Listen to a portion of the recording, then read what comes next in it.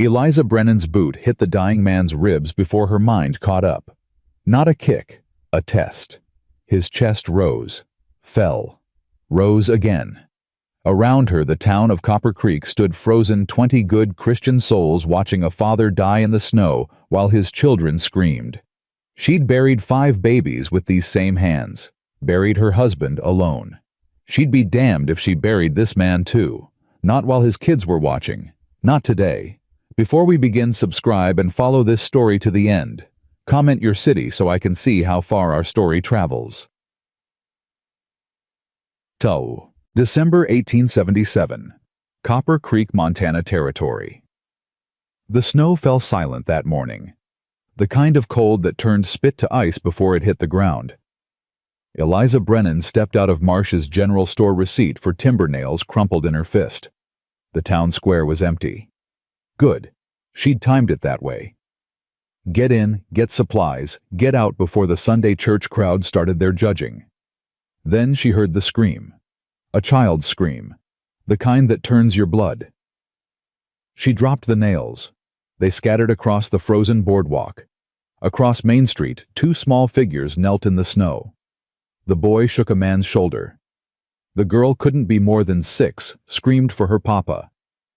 Eliza's boots hit the street before the last nail stopped rolling. The man lay face down in the mud where the snow had melted to brown slush. She knew him. Owen Hartley, the rancher who lived 4 miles south. Widower, 2 kids, worked himself like a dog since his wife died. A crowd formed, but they stood back, safe distance, watching. "Someone help him," Mrs. Brennan from the general store called. She didn't move. "Ain't proper," someone muttered. "Widow woman touching a man." Eliza dropped to her knees. Her skirt hit the icy mud. She pressed 2 fingers to Owen Hartley's throat. Pulse thread thin, skin burning hot despite the cold. "You." She pointed at the blacksmith. "My wagon. Now." He looked at the others. "I said now." Her voice cracked like a whip. He moved. She looked at the boy. Maybe 9 years old, eyes too old for his face. "What's your name?" "Jamie." His voice shook. "Is my papa?" "Not if I can help it, son." The little girl grabbed Eliza's sleeve. "Don't let papa die. Please don't let him die." Eliza met those eyes. Saw herself at 6 years old. Saw every loss she'd ever known. "I won't, child." The blacksmith brought the wagon. Eliza and he lifted Owen Hartley. His body was dead weight, fever hot. They laid him in the wagon bed. The children climbed in without being told. Jamie cradled his father's head. Lily pressed against her brother. Eliza gathered the reins. A man stepped forward. Tall. Black suit despite the mud. Cyrus Wolfe. Owned the bank, the store, half the town. "Mrs. Brennan." His voice was smooth. Cold. "Taking a man to your cabin. Unescorted. That's a man's dying. Highly irregular. So is standing here talking while he does it." She snapped the reins, hard. The wagon lurched forward. Behind her the crowd murmured. She caught fragments. "Always been too wild. Husband's barely cold in the ground. What kind of woman?" Eliza didn't look back. She drove. The wagon wheels carved tracks through fresh snow.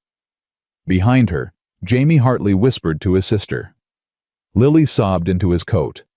4 miles had never felt so long. Act T2.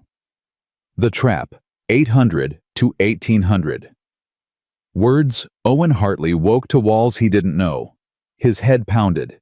Every muscle screamed. Where was he? Then he heard it. Laughter. A child's laughter. Jamie's laughter. When was the last time he tried to sit up? The room spun. His stomach lurched. Easy. A woman's voice. Not gentle, firm. Eliza Brennan appeared beside the bed. She pressed a hand to his shoulder. Pushed him back down. Not rough, not kind, just practical. You collapsed in town 3 hours ago. Fever's at 103. You've been awake 17 seconds, and you're already trying to get up. Lie down. My children are fine. Jamie's stirring stew. Lily's making dolls from corn husks. Both fed. Both warm. Both stopped crying about 10 minutes after we got here. Owen turned his head. Through the doorway he saw them. Jamie at the stove, wooden spoon in hand, face serious with concentration. Lily at the table humming while she twisted corn husks into shapes. Content. Safe. When was the last time they'd looked like that? I need to... He tried to sit again. Eliza pushed him back, harder this time. You need to drink this and shut up. She shoved a tin cup at him. He took it. The liquid inside was dark, bitter smelling. What is it? Willow bark. For the fever. Drink. He drank. Tasted like boiled sadness. But it was warm. Outside, wind howled. The cabin shook. Snow battered the windows like thrown gravel. Storm hit right after we got here, Eliza said. We're trapped. 3 days. Maybe 4. Panic clawed up Owen's throat. I have to get back. The cattle already moved to my barn. Your cow, your horses, the chickens. Jamie helped. Jamie. Kid's got a good head. Told me what needed doing. We did it before the storm hit. Owen's throat went tight. I can't be here. People will what? Eliza's voice was flat, hard. Let your kids watch you die to save your reputation. That the plan. You don't understand. The town can go to hell. She stood, walked to the stove, poured herself coffee from a dented pot. Owen stared at the ceiling. Rough-hewn logs, no plaster. Working cabin, not fancy, but solid. He'd promised himself. After Kate died, after he'd failed her, failed to save her, he'd promised he'd never need another woman's help, never burden anyone, never prove he wasn't enough. But here he was, in a stranger's bed, while his children ate her food, burned her wood, took her charity. Proof, clear as day, he wasn't enough. Stop it, Eliza said. What? That thing you're doing, beating yourself up. I can hear it from here. You don't know. I know you worked yourself sick trying to be enough. I know you collapsed in front of your kids. I know if I hadn't been there, you'd be dead. She turned, met his eyes. Out here, we help or we die. Ain't about pride. Ain't about what's proper. It's about survival. You understand? Owen said nothing. Eliza set down her cup. Storm's not asking permission. Neither am I. You'll stay till it breaks, then you go. But while you're here, you'll rest. You'll heal. You'll let your kids have 3 days where they ain't scared their papa's gonna die. You owe them that. She walked out. The door shut behind her. Jamie appeared in the doorway. Pa, you awake? Yeah, son. Miss Eliza says we can stay till the storm stops. That okay? That's okay. Jamie smiled. First real smile Owen had seen in weeks. She's teaching me to cook stew. Says every man should know how to feed himself. That true. That's true. I like her pa. She don't treat us like we're broke. Broken, Owen thought. The word is broken.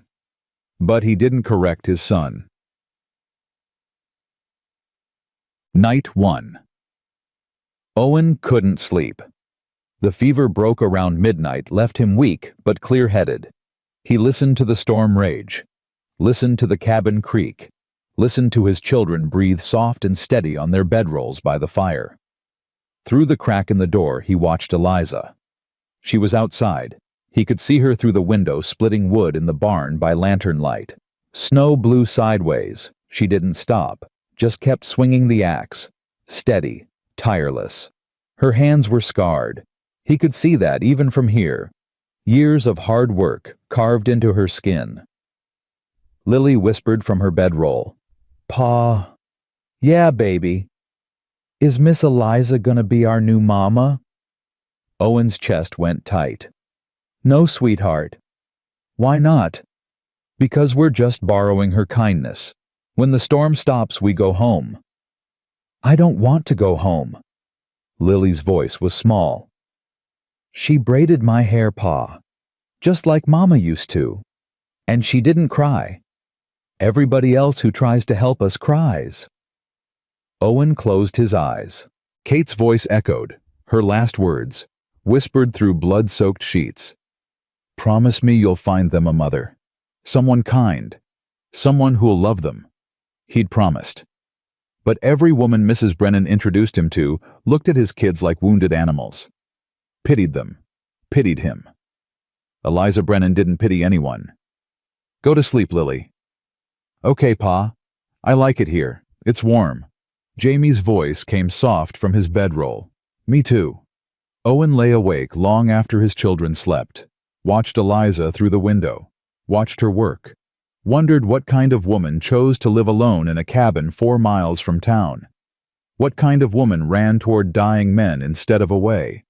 What kind of woman didn't cry? Day 2. The storm didn't break. It got worse. Owen woke to Jamie shaking his shoulder.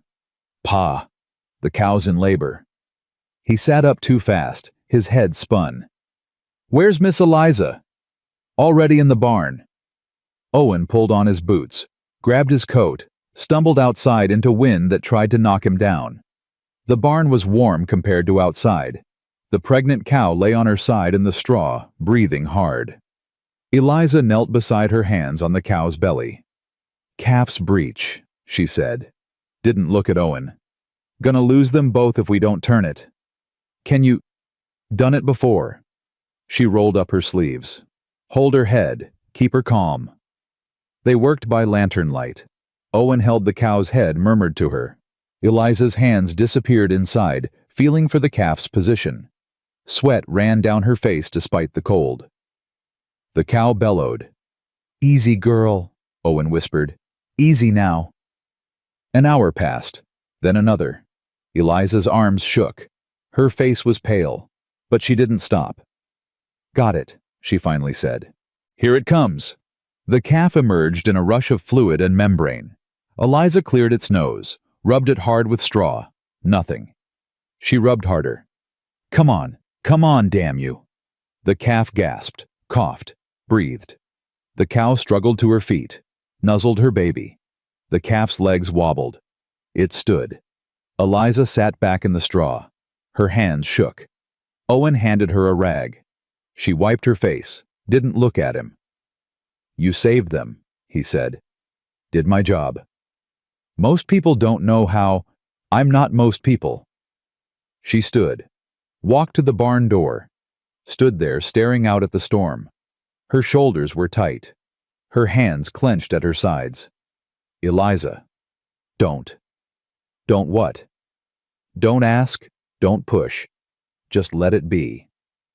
But Owen saw it, saw the tears on her face before she turned away. Saw them and didn't understand why saving a calf would make a woman cry. He didn't know yet. Didn't know about the 5 babies. The 5 times she'd held silent children. The 5 tiny graves behind the cabin. He'd learn, but not today. Today, they stood in the barn while snow buried the world outside. Stood with a newborn calf between them, alive because of her. Thank you, Owen said. Eliza didn't answer, just walked back into the storm. Day 3. The storm broke at dawn. Pale sunlight filtered through windows. The world outside was white, silent, new. Owen stood testing his legs, weak but steady. The fever was gone. We should go, he said. Eliza nodded. She packed food for them, bundled the children in extra blankets, moved efficient, professional, like a woman used to people leaving. Jamie hugged her, quick, awkward. Thank you, Miss Eliza. You're welcome, son. Lily grabbed Eliza's hand. Will we see you again? Eliza's face softened, just for a second. Reckon you will, child. Owen lifted Lily into the wagon, looked back at Eliza standing on the porch. Wanted to say something, didn't know what. "I'll be back," he finally said. "To repay you." "Don't owe me nothing." "I do." "Then don't die of pride. That's repayment enough." He drove away. Didn't look back. Couldn't. Behind him, Jamie whispered to Lily, "I liked it there." "Me too." Owen said nothing. Just drove. The wagon wheels broke trail through virgin snow. His children were safe. That's what mattered. He'd survived. They'd survived. But something had shifted. Something he couldn't name yet. Couldn't face. The town came into view. Copper Creek. His home. His prison. He wondered if Eliza Brennan was watching them go. Wondered if she stood on that porch until they disappeared. He'd never ask, but he thought maybe she did. Act 3. The Debt. 1,800 to 2,800 words. 6 days passed. Owen tried to focus on work. The cattle needed feeding. Fences needed mending. Life didn't stop just because you'd spent 3 days in a stranger's cabin remembering what warm felt like. But his hands wouldn't cooperate. He'd be hammering a fence post, and suddenly he'd remember Eliza's hands disappearing inside the cow. Eliza's tears she didn't think he saw. Eliza standing in the barn doorway staring at nothing. Jamie asked about her every night. "Can we visit Miss Eliza?" "We're not social people, son. We keep to ourselves." "But she helped us." "That's different." "How?" Owen didn't have an answer. Just went to bed angry at himself. On the 7th day he broke. He loaded his father's toolbox into the wagon. Added his best hammer. Drove 4 miles through snow that still came up to the wheel hubs. Eliza was on her porch when he arrived. Mending a bridle. Didn't look up when the wagon stopped. "Came to repay you," Owen said. "Told you, don't owe me." "You need a new roof. Saw the leak over the kitchen." "I'll get to it." "When spring..." He gestured at the snow. "That's 4 months. You'll have rot by then."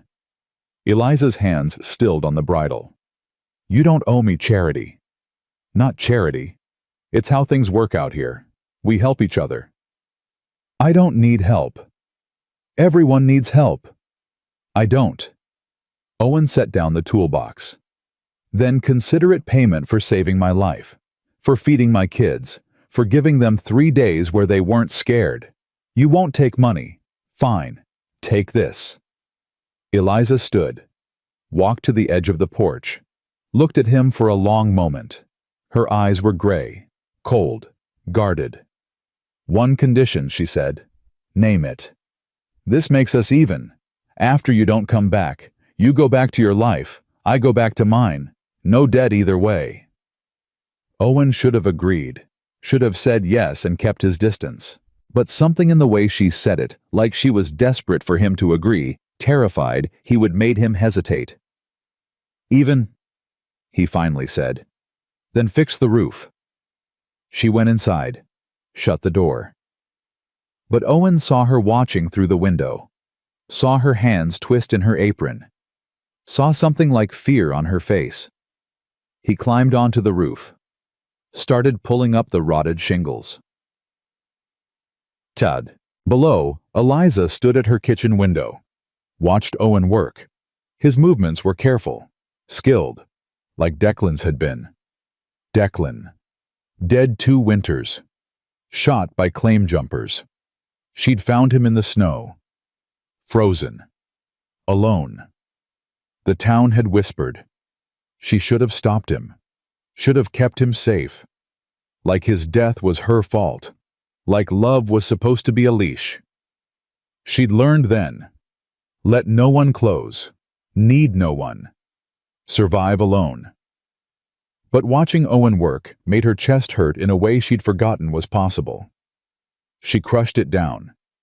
Turned away from the window. In the corner, Declan's mining helmet hung on a nail. She'd kept it there. Reminder.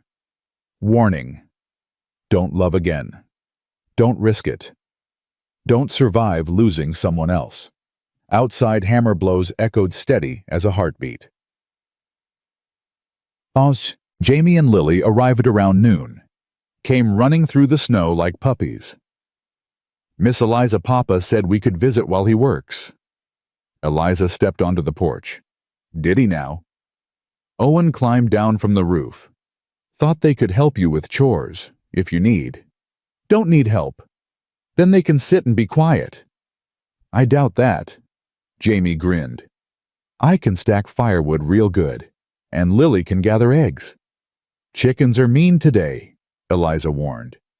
I ain't scared of chickens, Lily declared. Eliza almost smiled. Almost. Fine. Firewood's by the barn. Chicken coops out back. Don't get pecked. The children ran off.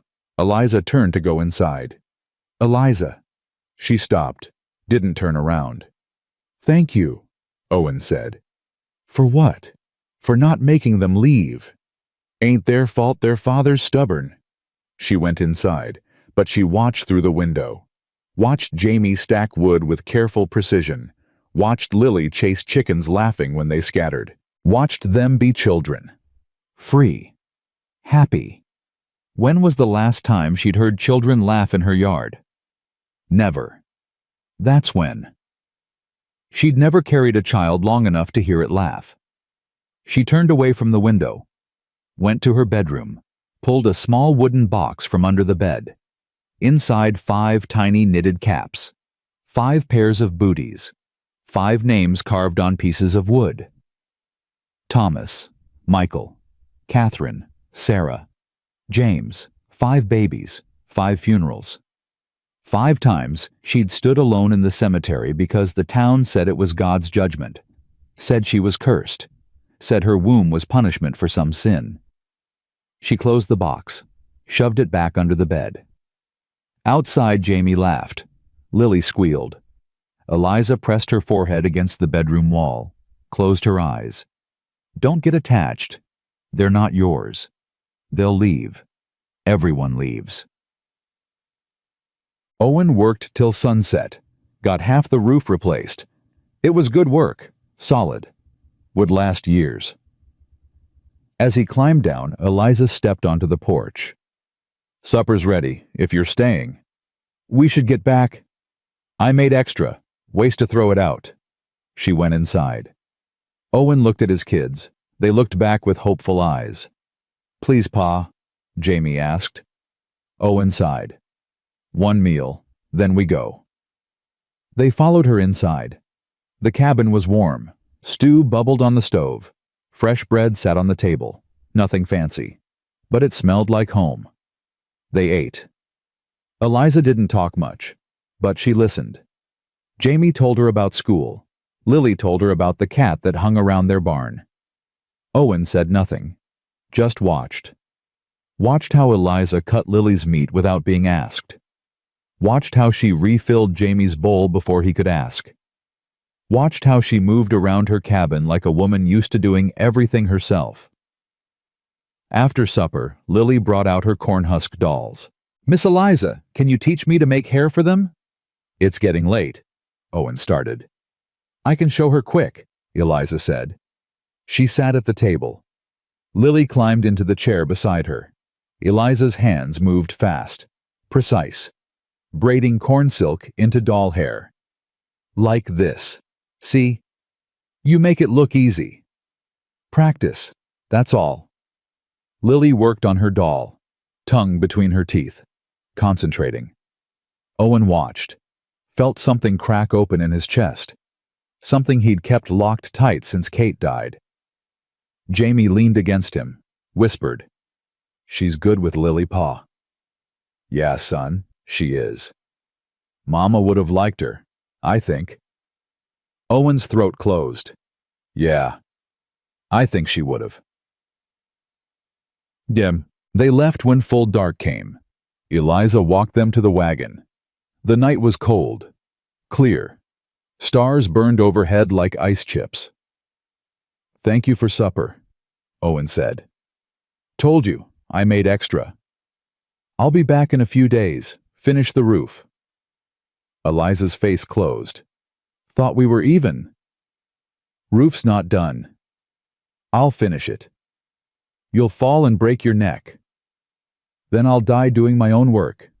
Better than owing. Owen looked at her, saw the fear behind the pride, the walls she'd built brick by brick. I'm coming back, Eliza, not because you owe me, because I owe you, and I pay my debts. He drove away before she could argue. Behind him, Lily said, I like Miss Eliza Pa. I know, baby. Do you like her? Owen didn't answer, but the silence said enough. Act 4. The Judgment. 2,800 to 3,800 words. Owen came back 3 days later, and 3 days after that, and 3 days after that. Each time he worked. Fixed the roof, mended fences, repaired the sagging barn door, split firewood till the pile was 10 feet high. Each time Eliza fed him, fed his kids, let them help with chores, let them laugh in her yard, let them fill the silence she'd been living in for 2 years. Each time they both pretended this was about debt, about payment, about anything except the truth neither would name. It was late March when Sunday came again. Owen stood outside the Methodist church, Jamie and Lily beside him in their Sunday clothes. Through the open door, he saw the congregation, saw them sitting in their usual seats, families together, respectable, proper. And in the back row alone, like always, Eliza Brennan. She sat straight-backed, chin high, but the space around her was empty, 3 feet on each side, like she carried plague. Owen's jaw tightened. Come on, kids. They walked up the steps. Mrs. Abigail Marsh, general store owner, town gossip, self-appointed guardian of morality, stepped in front of them. Mr. Hartley. A word. Owen looked at his children. Go inside. I'll be right there. They went. Owen turned to Abigail. That Brennan woman, Abigail said, voice low, urgent. People are talking. People always talk. You've been seen, at her cabin, multiple times, alone. I've been fixing her roof. Mr. Hartley. Abigail touched his arm. I understand loneliness, I do. But that woman, she's not appropriate for a man with children. She's too hard, too independent, too what? Set in her ways. You need a proper wife, someone soft, someone motherly. She smiled. Her teeth were white. Perfect. I've written to a widow in Denver. Lovely woman, educated, excellent with children. She arrives on the afternoon train next week. Owen's blood went cold. You did what? I'm helping you, dear man.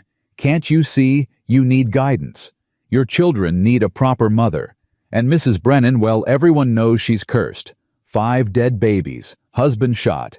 Some women just attract tragedy. Owen stepped back, away from her hand, away from her smile. Don't write that widow again, he said, voice flat, cold. Don't speak about Eliza Brennan that way. Don't presume to know what my children need. Abigail's smile faltered. Mr. Hartley, we're done here. He walked inside. The church was full. Reverend Morrison stood at the pulpit, Bible open. The congregation settled into seats. Owen walked down the center aisle, past the respectable families, past Cyrus Wolfe in his black suit, past the miners and ranchers and shopkeepers. He reached the back row, reached Eliza. She looked up, eyes wide, surprised, scared. This seat taken, ma'am. Eliza's hands twisted in her lap.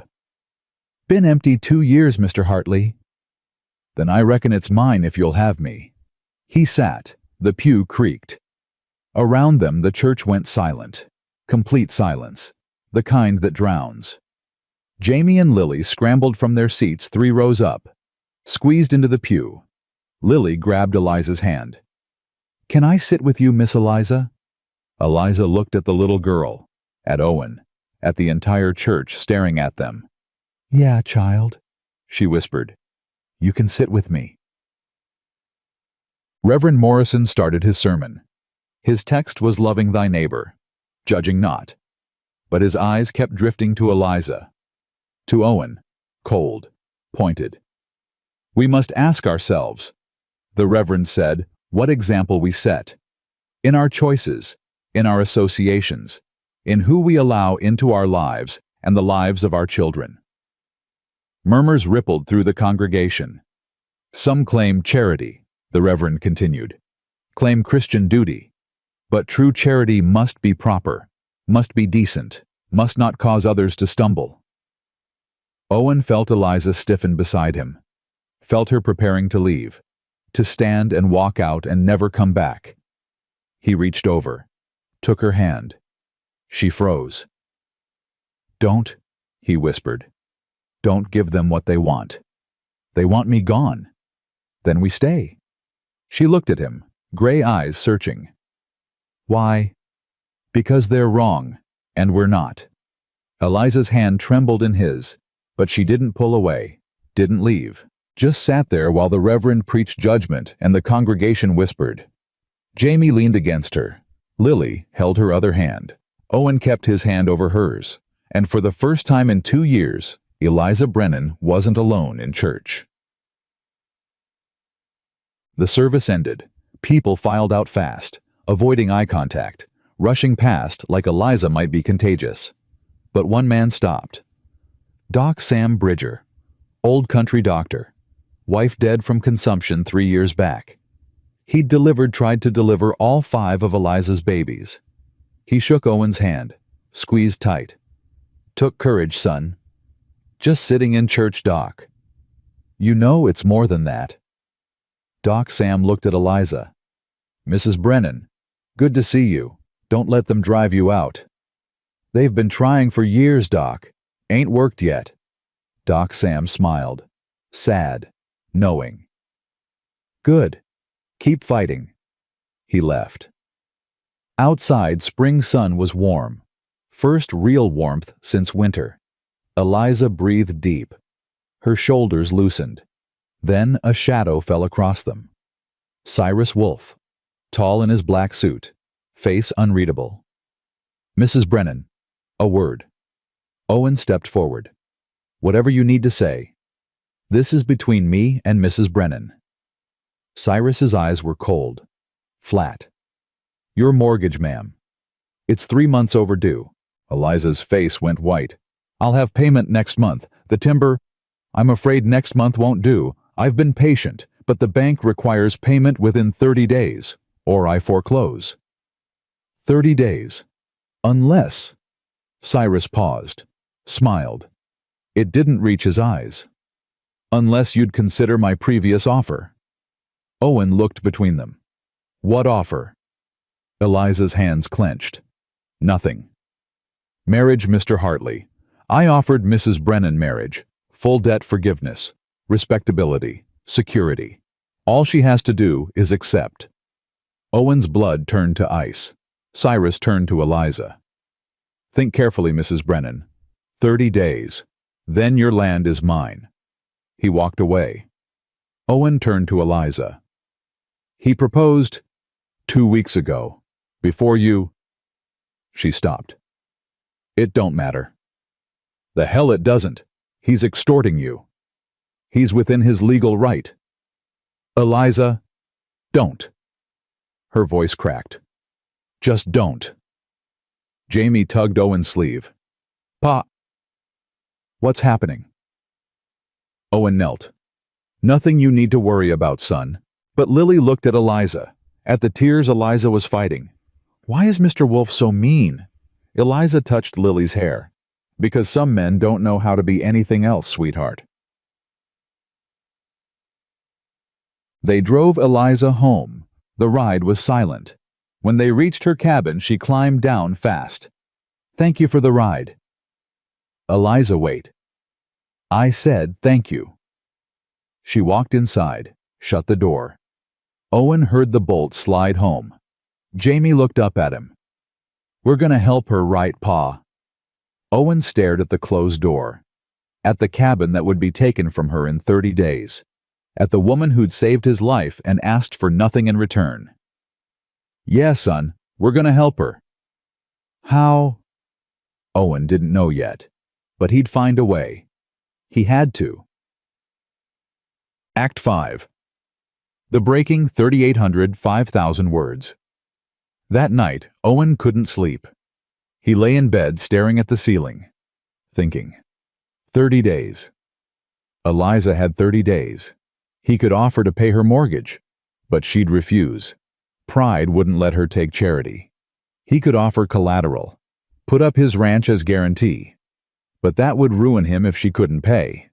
His kids would suffer. The sensible thing was to let her go, let her lose the cabin, move back east, find family, start over.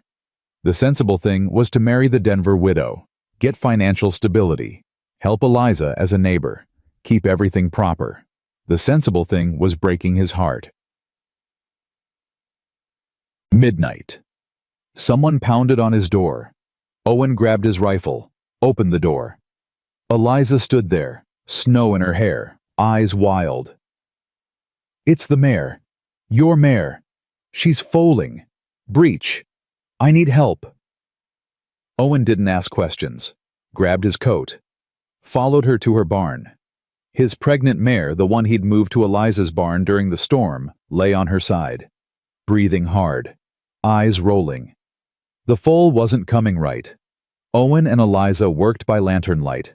Her hands went inside the mare, feeling, searching, face set in concentration. "Got the head?" she said. "But the legs are folded.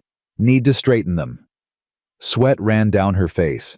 The mare screamed, kicked, nearly caught Eliza in the ribs. "Hold her," Eliza said. Owen grabbed the mare's head, held her down, whispered to her. "Easy, girl, easy. Let her help you." An hour passed. 2. Eliza's arms shook. Her face was gray with exhaustion. "Come on," she whispered. "Come on, damn you. Don't you die on me." The foal shifted. Eliza gasped. "Got it. Here it comes." The foal emerged in a rush, membrane covered, still, too still. Eliza cleared its nose, rubbed it hard with straw. "Breathe. Breathe, baby. Breathe." Nothing. She rubbed harder, desperate. "Don't do this. Don't you dare." The foal gasped, coughed, breathed. The mare struggled up, nuzzled her baby. The foal's legs wobbled. It stood. Eliza sat back in the straw. Her whole body shook. And then she broke. Tears came, hard, ugly. 2 years of grief pouring out. Owen knelt beside her. "Eliza?" 5 times. Her voice cracked. 5 times I held dead babies, named them, buried them alone because the town said it was God's judgment, said I was cursed, said my womb was punishment. She looked at him, face wet, raw. "This is the first time I've seen a birth that didn't end in death." Owen pulled her against his chest. She fought for a second, then collapsed, sobbed into his coat like a woman who'd forgotten how to cry. "I'm so sorry," Owen whispered. "God, Eliza, I'm so sorry." Declan wanted children so bad, and I kept losing them, kept burying them. And then he died and I was alone and everyone said it was my fault, said I killed them, killed him, said I was cursed and God was punishing me, and I believed them, Owen. I believed them. "You're not cursed." "Then why? Why did they all die? Why did Declan die? Why does everyone I love—" She stopped, clapped a hand over her mouth. Owen pulled back, looked at her. "Everyone you love." Eliza shook her head, tried to pull away. "I didn't mean—" "Eliza." He cupped her face, made her look at him. "Everyone you love." She closed her eyes. "Don't make me say it." "Why?" "Because you'll leave. Everyone leaves." "I'm not leaving." You will. When you realize I'm too broken, too hard, too cursed. You'll go, and I'll be alone again, and I can't. Her voice broke. I can't survive losing someone else, Owen. I can't. Owen's heart cracked clean open. You're not losing me. You don't know that. Yes, I do. He took her hands, held them tight. My wife's last words were, promise me you'll find them a mother. I promised. And I've been trying. Been looking for someone who looked right, acted right, someone proper and soft and everything the town says a mother should be. I'm none of those things. No, you're not. He smiled, sad, real. You're strong where I'm weak. You make my kids laugh. You don't need me for a damn thing, but you help anyway. You're not a replacement for Kate Eliza. You're the answer to her prayer. She wanted them loved. You love them. I do.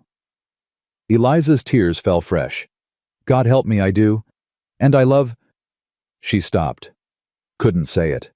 Owen said it for her. I love you too.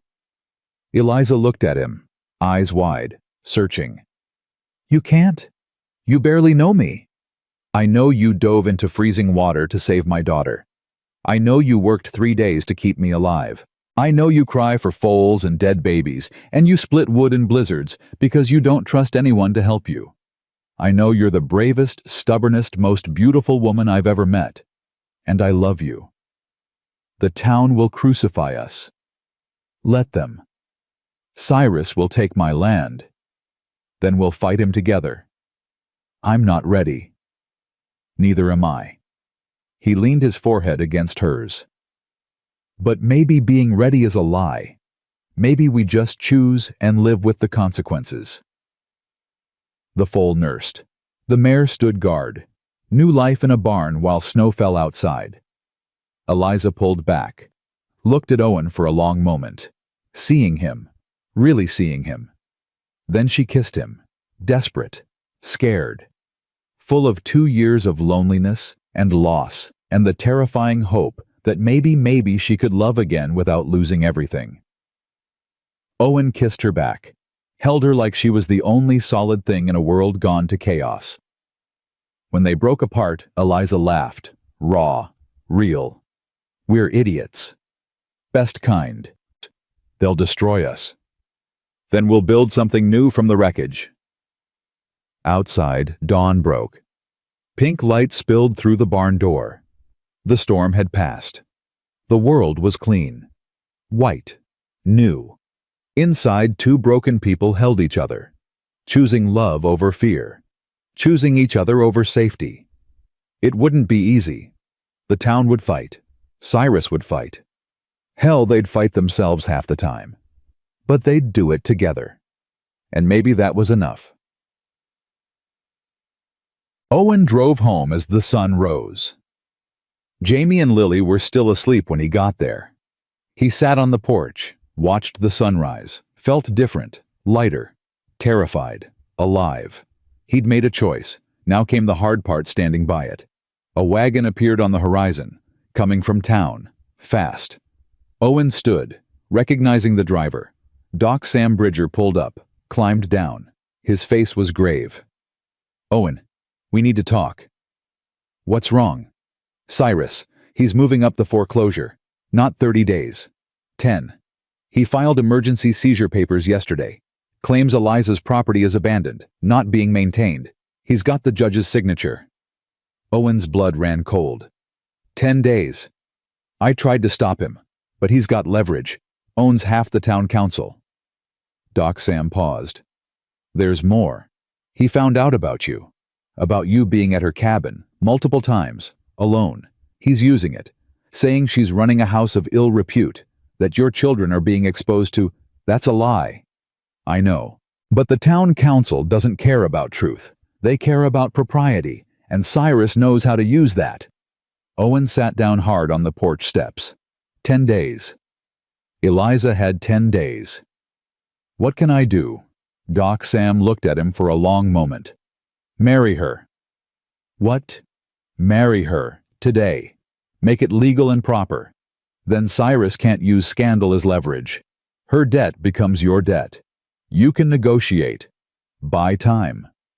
She won't agree. Her pride. Then you better figure out how to convince her, because in 10 days she loses everything. And Cyrus Wolf gets exactly what he wants Eliza Brennan with nowhere else to go. Doc Sam climbed back into his wagon. I'll stall Cyrus as long as I can, but you're running out of time, son. Make your choice, and make it fast. He drove away. Owen sat on his porch, watched the sunrise, thought about Eliza's face when she'd said, "I can't survive losing someone else." 10 days wasn't enough time to heal 2 years of grief. Wasn't enough time to convince her that love was worth the risk.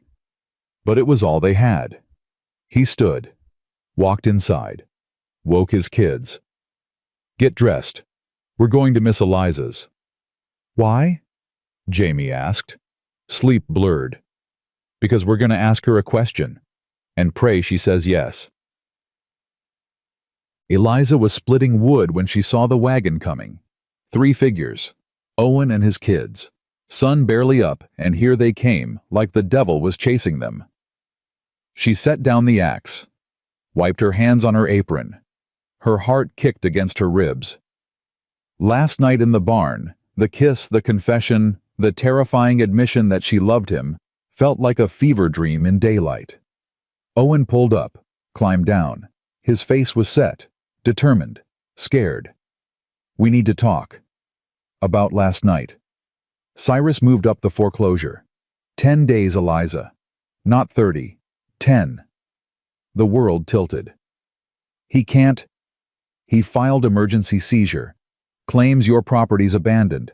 Not maintained. He's got the judge's signature. Eliza's legs went weak. She sat down hard on the porch step. 10 days.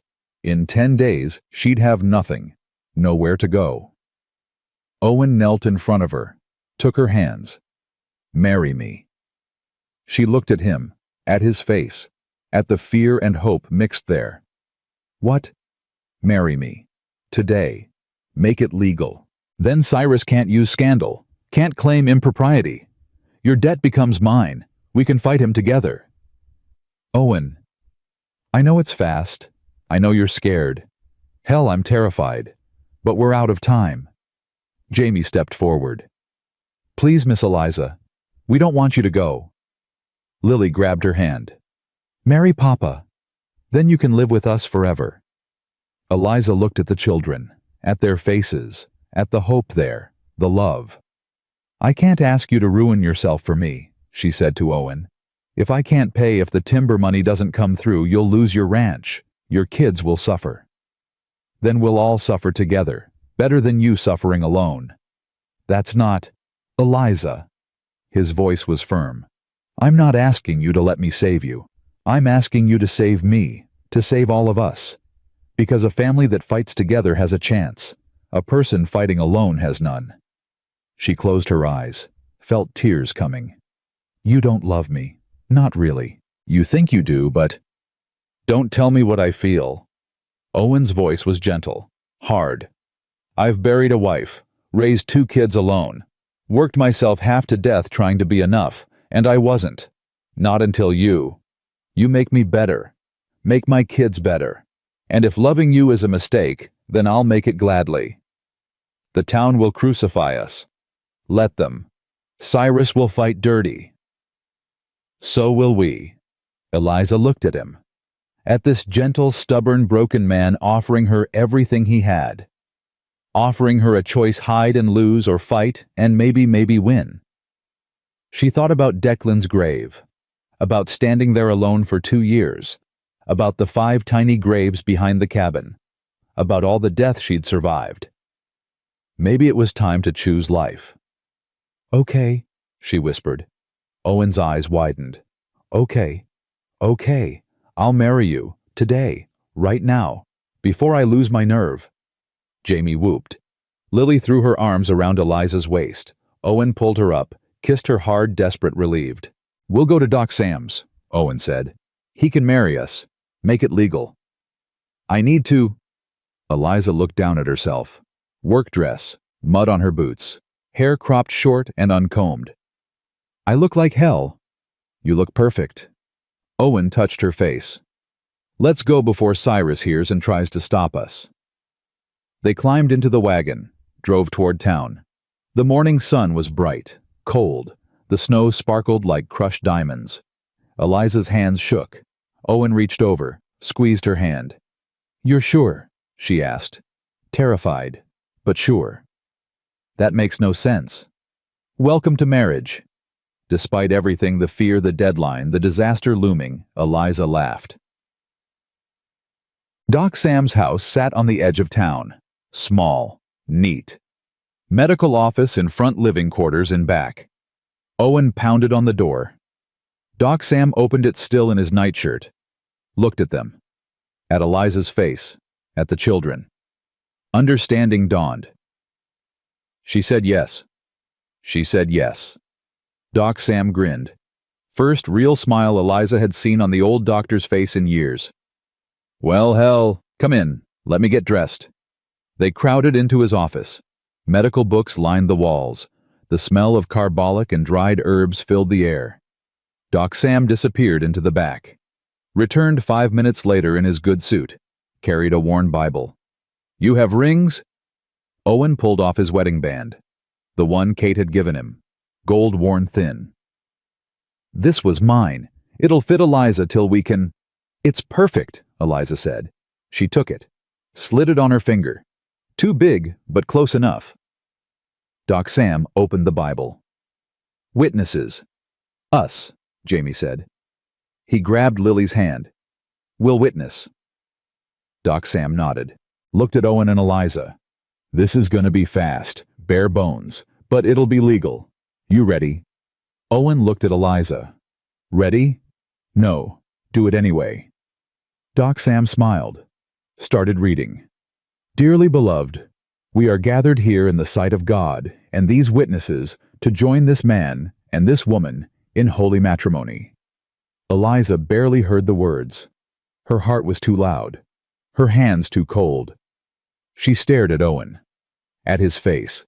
At the way he looked at her like she was the only solid thing in a spinning world. Do you, Owen Hartley, take Eliza Brennan to be your lawfully wedded wife? To have and to hold in sickness and health for richer or poorer till death do you part? I do. Do you, Eliza Brennan, take Owen Hartley to be your lawfully wedded husband? To have and to hold in sickness and health for richer or poorer till death do you part? Eliza's throat closed. She thought about Declan. About the promise she'd made at his grave. I'll never love again. But Declan was dead. She was alive. And maybe keeping that promise meant dying too. I do, she whispered. By the power vested in me by the territory of Montana, I now pronounce you husband and wife. Owen, you may kiss your bride. Owen cupped Eliza's face, kissed her soft, gentle. A promise, not a demand. When they broke apart, Lily was crying. Happy tears. Jamie grinned so wide his face might split. Doc Sam closed the Bible. Congratulations, Mr. and Mrs. Hartley. Now let's get this marriage registered before Cyrus hears and tries to contest it. They drove to the county clerk's office, a small building next to the courthouse. The clerk, a thin, nervous man named Peters, looked up when they entered. Doc Sam, what can I... He saw Eliza. His eyes widened. Mrs. Brennan. Mrs. Hartley now, Owen said. We need to register a marriage. Peters blinked. You got married. Just now? Just now. Needed official. Peters pulled out the marriage register. His hands shook as he wrote. Names.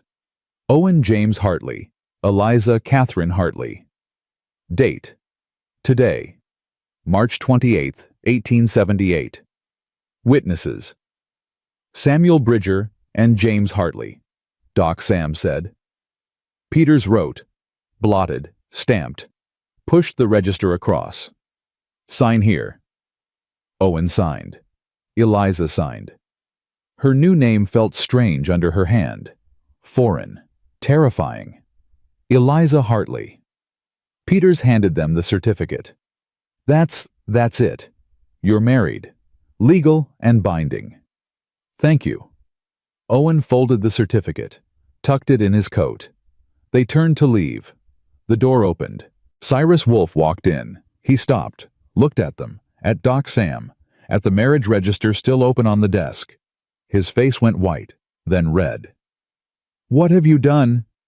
"Got married," Owen said, voice flat, calm. "Legal as the day is long." Cyrus's jaw worked. This is fraud. Conspiracy. She married you to avoid debt. That's illegal." "She married me because I asked and she said yes. Debt's got nothing to do with it." "The hell it doesn't." Cyrus stepped forward. "You think this changes anything she still owes, and now you owe. I'll take your ranch, Hartley. I'll take everything you have." "You can try." "I'll do more than try." Cyrus looked at Eliza. His eyes were cold, hurt, angry. "I offered you everything. Respect, security, a place in this town, and you chose him, a broken-down rancher with 2 brats and a failing herd." Eliza stepped forward. "I chose love, Mr. Wolfe, something you wouldn't recognize if it spit in your face." Cyrus's hand shot out, grabbed her arm, hard. Owen moved fast, shoved Cyrus back, hard enough to make him stumble. "Touch my wife again, and we'll have a different conversation." Cyrus straightened his coat. His face was a mask, cold, controlled. 10 days, Hartley. Then I foreclose, and there's not a thing you can do about it." He walked out. The office was silent. Peters, the clerk, looked terrified. I just registered." "You did your job," Doc Sam said. "No one blames you." They left. Outside, the morning sun was bright. The street was filling with people. Word would spread fast. Eliza Brennan married Owen Hartley. Scandal, gossip, judgment. Let it come. Owen helped Eliza into the wagon. His hands were gentle. "You okay?" "No, but I will be." They drove home, to Owen's ranch, not her cabin. That was the agreement. She'd move in with him, combine households, face whatever came as a family. The ranch was modest, a main house, a barn corrals for cattle. Everything needed work, paint peeling, fences sagging, but it was solid, built to last. Jamie and Lily ran inside ahead of them. Owen helped Eliza down from the wagon. "Welcome home, Mrs. Hartley." Eliza looked at the house, at the home she'd just agreed to share. "Feels strange." "It'll get stranger before it gets easier." "You're full of comfort." "I'm full of truth." He squeezed her hand. "Come on, let's get you settled." Inside the house was clean but sparse. Men's furniture, no curtains, no softness, just function. Lily grabbed Eliza's hand. "You can sleep in Mama's room, with Papa. Is that okay?" Eliza's throat closed. "That's okay, sweetheart." Lily led her down the hall, opened a door. The room was simple. A bed, a dresser, a window facing east. On the dresser sat a photograph. A woman, young, beautiful, dark hair, soft smile. Kate. Eliza touched the frame. She was lovely. Owen appeared in the doorway, saw what she was looking at. "I can put it away, if it bothers you." "Don't." Eliza turned. "She's their mother, your first wife. She belongs here." "You're sure?" "I'm not replacing her, Owen. She struggled for words. "I'm just the next chapter. She gets to stay in the story." Owen crossed to her, pulled her close. "How are you this smart?" "I'm not. I'm terrified and making it up as I go." "That's the definition of smart." He kissed her forehead, left her to settle in. Eliza stood alone in the room, in Kate's room, in her room now. She opened the dresser, found it empty. Owen had cleared it, made space. She unpacked her few belongings. 2 dresses, a spare apron, Declan's mining helmet. She set the helmet on the dresser next to Kate's photograph. 2 ghosts, 2 lives, 2 loves that ended in grief. But maybe that was okay. Maybe the dead could coexist with the living. Maybe moving forward didn't mean forgetting. She lay down on the bed. Just for a moment. The mattress was soft, softer than her cabin's. She closed her eyes, slept. Chapai. She woke to voices. Afternoon sun slanted through the window. She'd slept for hours. Eliza sat up. Her head felt thick, her mouth dry. She walked to the kitchen. Owen stood at the stove, cooking something that smelled like burnt beans. Jamie set the table. Lily folded napkins with intense concentration. They looked like a family. Almost. "You're awake," Owen said. "I was going to wake you for lunch, but you looked dead, peaceful." Eliza crossed to the stove, looked at what he was cooking, winced. "That's bad. I know. I can't cook worth a damn." "Move." She took the spoon, stirred, added water, salt, scraped the burnt bits off the bottom. "How have you survived?" "We eat a lot of jerky." "That explains why Jamie's so thin." She tasted. Still bad, but fixable. "Get me an onion. And bacon if you have it." Owen found both. Eliza worked. Within 20 minutes the beans were edible. She fried bacon, made cornbread from the supplies in the pantry. They sat down to eat. The first meal as a family. Jamie shoveled food in like he was starving. Lily ate slow, watching Eliza with wide eyes. "This is good Mama Eliza," Lily said. Eliza froze, spoon halfway to her mouth. "What did you call me?" Lily's face crumpled. "I'm sorry. I didn't mean should I not—" "No." Eliza's eyes filled. "No, sweetheart. You can call me that. If you want." "Really? Really?" Lily beamed. Went back to eating. Across the table, Owen watched Eliza. His face was soft, grateful, scared. They were married. They were a family. And they had 9 days left to figure out how to survive. That night, after the kids were in bed, Owen and Eliza sat at the kitchen table. Papers spread between them. Mortgage documents, bank statements, letters from creditors. "How bad is it?" Eliza asked. "Bad. Your cabin's mortgaged for $800. I've got $500 in savings. We need $300 more. The timber money won't come for 6 weeks. Too late." Eliza pressed her hands to her face. "So, we're ruined." "Not yet." Owen pulled out another paper. "My ranch is worth about $2,000. I can use it as collateral. Negotiate a payment plan with Cyrus." "He won't negotiate. He wants me gone." "Then we go over his head. There's a territorial judge who comes through in 2 weeks. We can appeal, show the marriage is legitimate, show we're trying to pay, ask for an extension." 2 weeks is past the deadline. So we stall. Make Cyrus wait for the judge. "How?" Owen smiled, grim. "Doc Sam knows things. Things about Cyrus. Things Cyrus wouldn't want public." Eliza looked at him. "You're talking about blackmail." "I'm talking about leverage."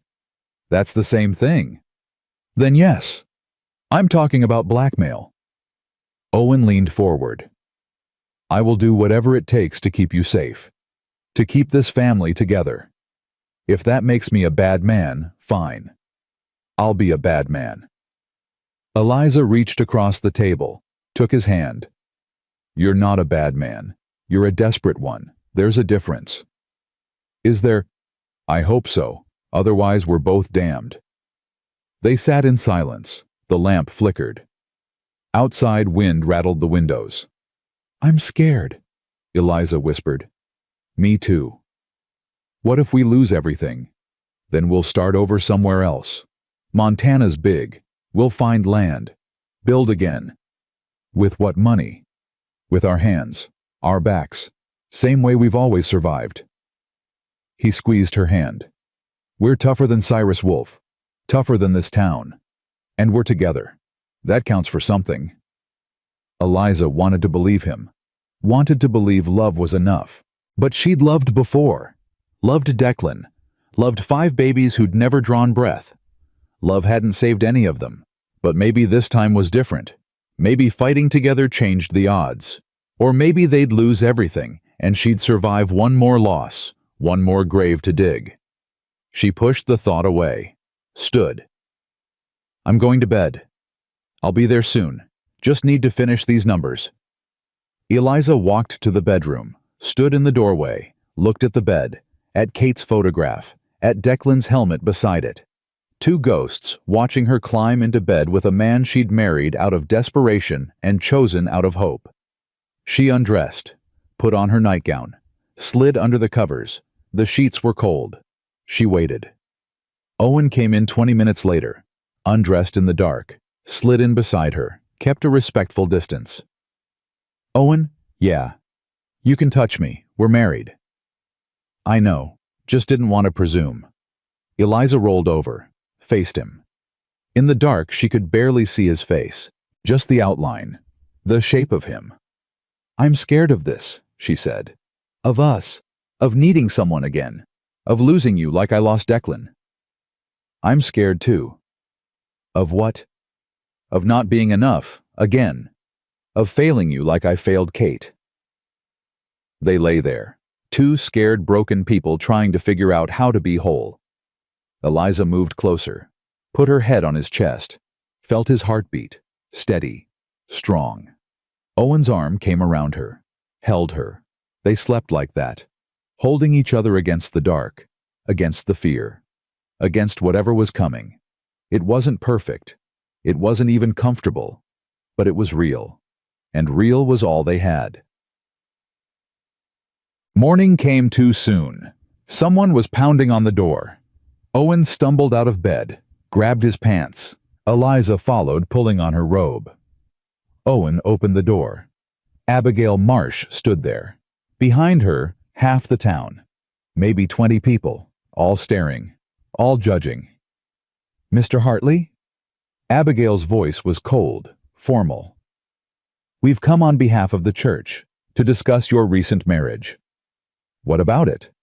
It's unseemly, rushed. The congregation feels we feel that it sets a poor example for the children. The children are fine. Nevertheless, Abigail pushed past him, into the house. The others followed, filled the kitchen like an invading army. Eliza stood frozen in the bedroom doorway. She'd known judgment was coming. But seeing it, seeing their faces, their disgust, was different from imagining it. Reverend Morrison stepped forward. Mrs. Hartley, is it true you married Mr. Hartley yesterday, without proper courtship, without banns being posted? It's true. And is it true you did so to avoid financial obligation to Mr. Wolfe? I did so because Owen asked and I said yes. My reasons are my own. Your reasons affect this community, affect these children. The Reverend gestured at Jamie and Lily, who'd emerged from their room, scared and confused. What kind of mother rushes into marriage with indecent haste? What lessons does that teach? Owen stepped forward. That's enough. It is not enough. This woman, my wife. This woman has a reputation. 5 dead children, a murdered husband. Some say she's cursed. Some say... Owen moved fast, grabbed the Reverend's shirt, shoved him against the wall. Get out of my house. Mr. Hartley, get out. All of you. Now. No one moved. Owen's voice dropped, deadly quiet. I fought in the war, killed men who deserved it less than you do right now. I'm giving you 10 seconds to leave. After that, I stop being polite. The crowd shifted, uncomfortable, scared. Abigail Marsh spoke up. We're only concerned for the children.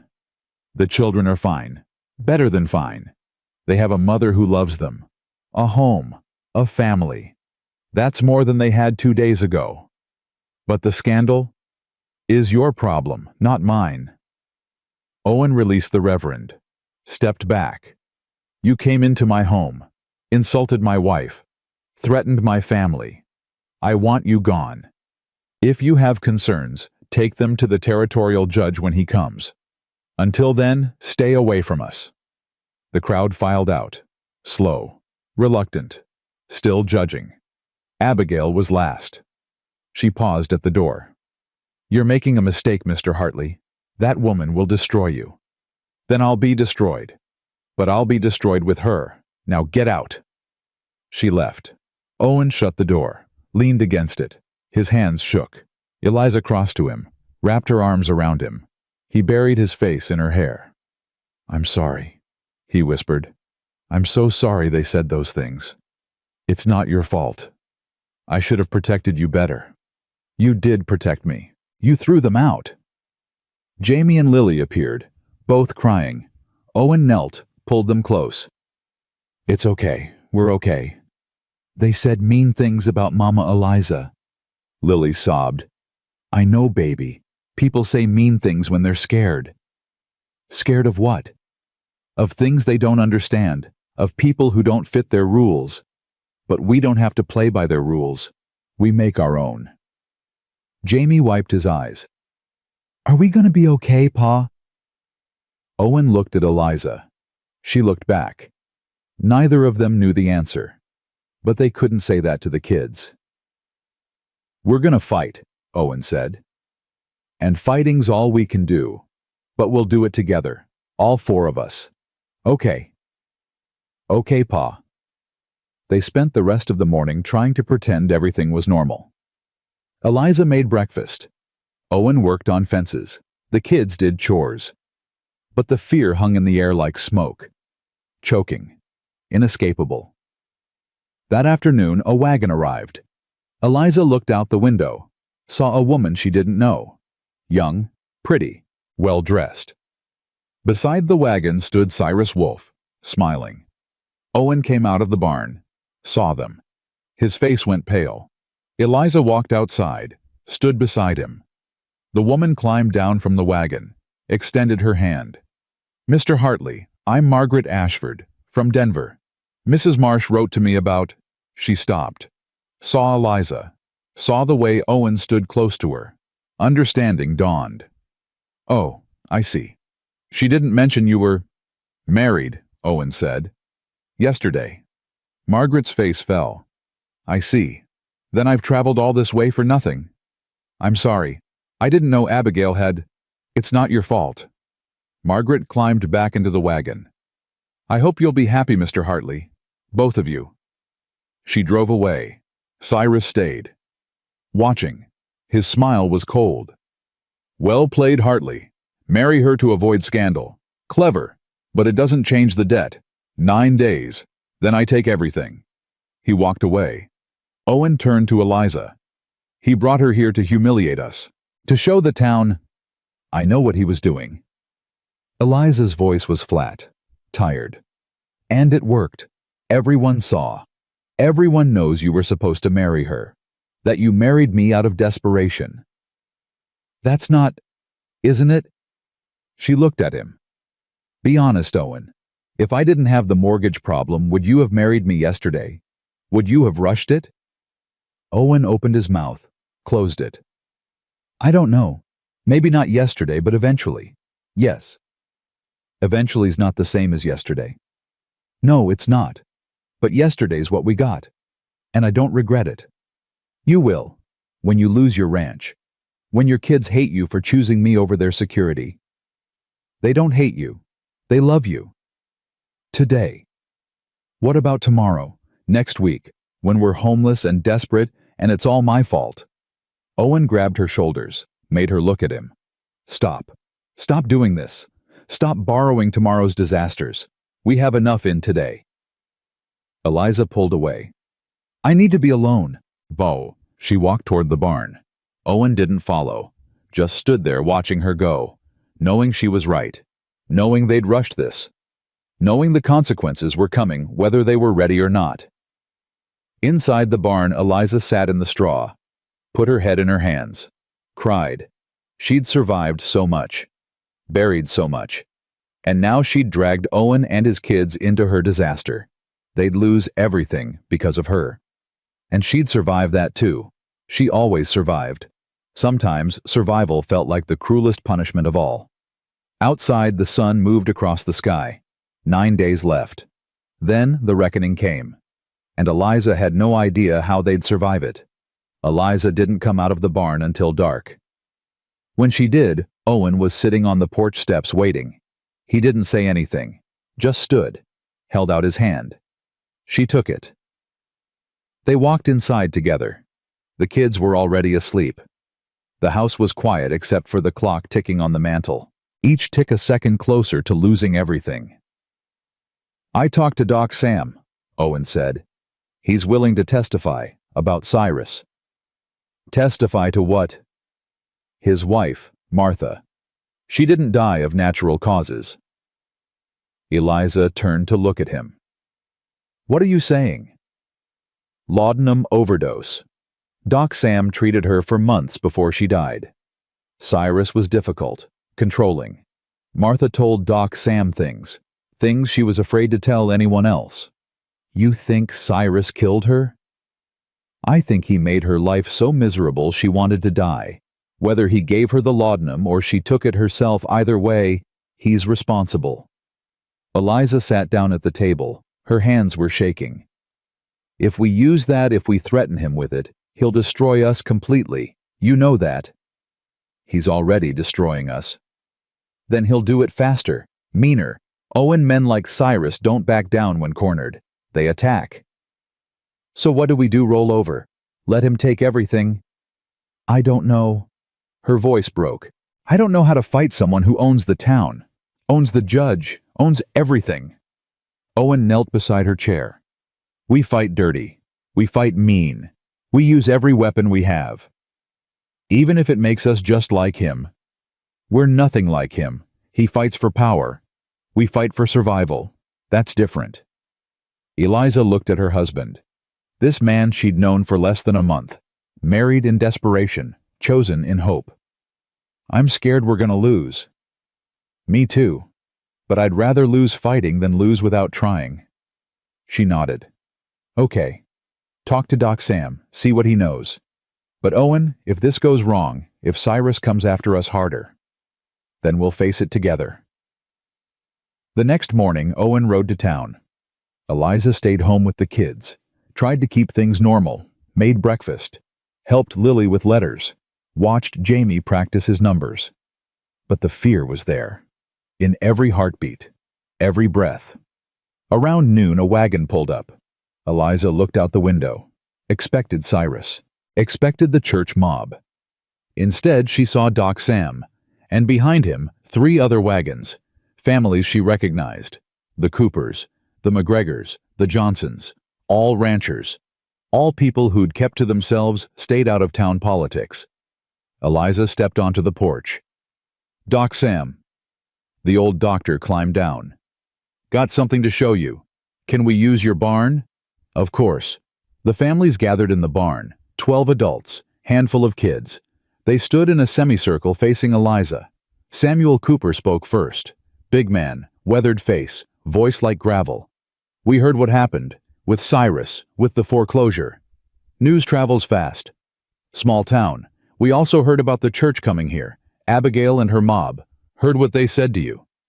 Eliza's jaw tightened. What they said was true. "I am cursed.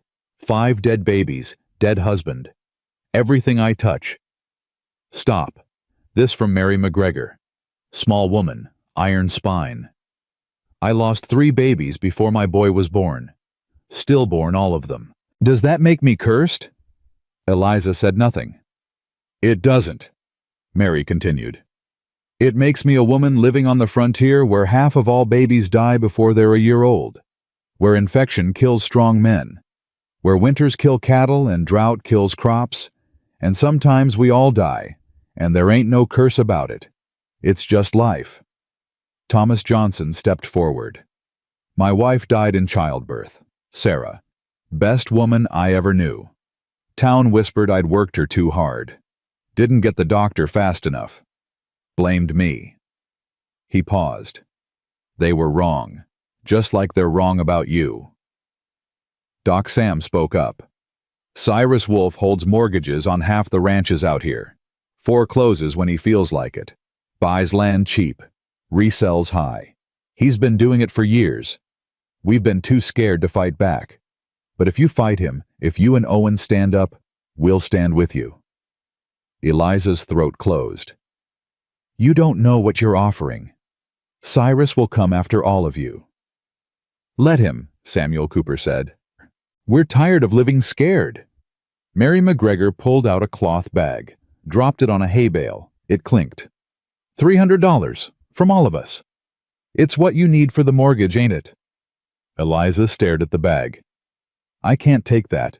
We need Cyrus to know he can't pick us off one by one. You and Owen are the first ones to fight back. That makes you worth saving. But if I can't pay you back, then you can't. We'll survive." Thomas Johnson's face was hard, kind. "This ain't charity, Mrs. Hartley. This is war, and we're choosing sides."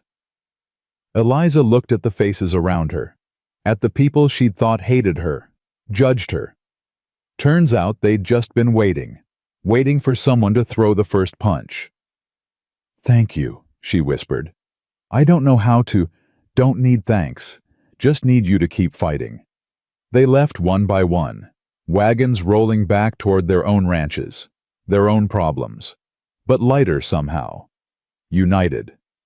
Doc Sam stayed behind. "There's something else. Something I need to tell you about Cyrus." Owen mentioned, about Martha. "It's worse than he knows." Doc Sam's face was grave. "Martha came to me 2 weeks before she died, showed me bruises, on her ribs, her arms. Said Cyrus hit her when she argued, when she didn't obey fast enough." Eliza's hands clenched. "Did you report it?" "To who Cyrus owns the sheriff, owns the judge. I documented it in my records, but I couldn't stop it. She died 2 weeks later. Laudanum overdose. Official ruling was accidental. But Martha told me the day before she died, she said, 'If something happens to me, make sure people know it wasn't an accident.' You think he killed her? I think he drove her to it. Same thing in my book." Doc Sam pulled out a leather journal. "These are my medical notes. Martha's appointments, her injuries, her words. If we need leverage against Cyrus, this is it. He'll come after you." "I'm 73 years old. Wife's dead. No kids." "No. What's he gonna do to me that time won't do anyway?" "Doc." Sam smiled. Sad. Tired. "Sometimes you get old enough that fear stops mattering. I'm there." Eliza took the journal, held it like the weapon it was. "Thank you, Doc. Thank your husband. He's the one who asked me to dig up the past. I just kept good records." After Doc Sam left, Eliza sat in the barn with the bag of money and the journal. $300. Proof of abuse. 2 weapons that might save them or might get them all killed. Owen came home at sunset, saw the bag, saw the journal, saw Eliza's face. They came, Samuel Cooper, Mary McGregor, all of them, gave us the money. Owen sat down hard on a hay bale. "I can't believe. They're tired of Cyrus. We're just the excuse they needed to fight back." "Did Doc Sam?" Eliza handed him the journal. "Read." Owen read. His face went pale, then red, then hard as stone. "He beat her. Drove her to suicide, Doc Sam thinks. We have to take this to the territorial judge. Show him what kind of man Cyrus is. The judge won't come for another week. We have 8 days until foreclosure. Then we stall. We take this to the town council tomorrow. Make them see. The town council is full of Cyrus's friends. Not all of them. Some are just scared. If we show them this, if we make them choose between Cyrus and justice, they'll choose Cyrus. He has power. We have paper." Owen stood, started pacing. "Then what do we do? Just wait. Just let him win." "No." Eliza stood. "We make him an offer. We give him the $300. Show him we can pay. Ask for an extension until the timber money comes in. He won't accept. Maybe not. But we try the peaceful way first. Then, if he refuses, we use the journal. We threaten to make Martha's story public, to ruin him the way he's trying to ruin us." Owen stopped pacing. "That's blackmail. That's survival." They looked at each other. Two people who'd never wanted to be fighters, who just wanted to live quiet lives, raise families, work the land, but the land didn't let you stay quiet. Neither did men like Cyrus Wolfe. "Okay," Owen said. "Tomorrow morning we go to the bank. We try it your way. If he refuses, we do it mine." That night, Eliza couldn't sleep. She lay beside Owen listening to him breathe, thinking about tomorrow, about confronting Cyrus, about the journal and what it meant.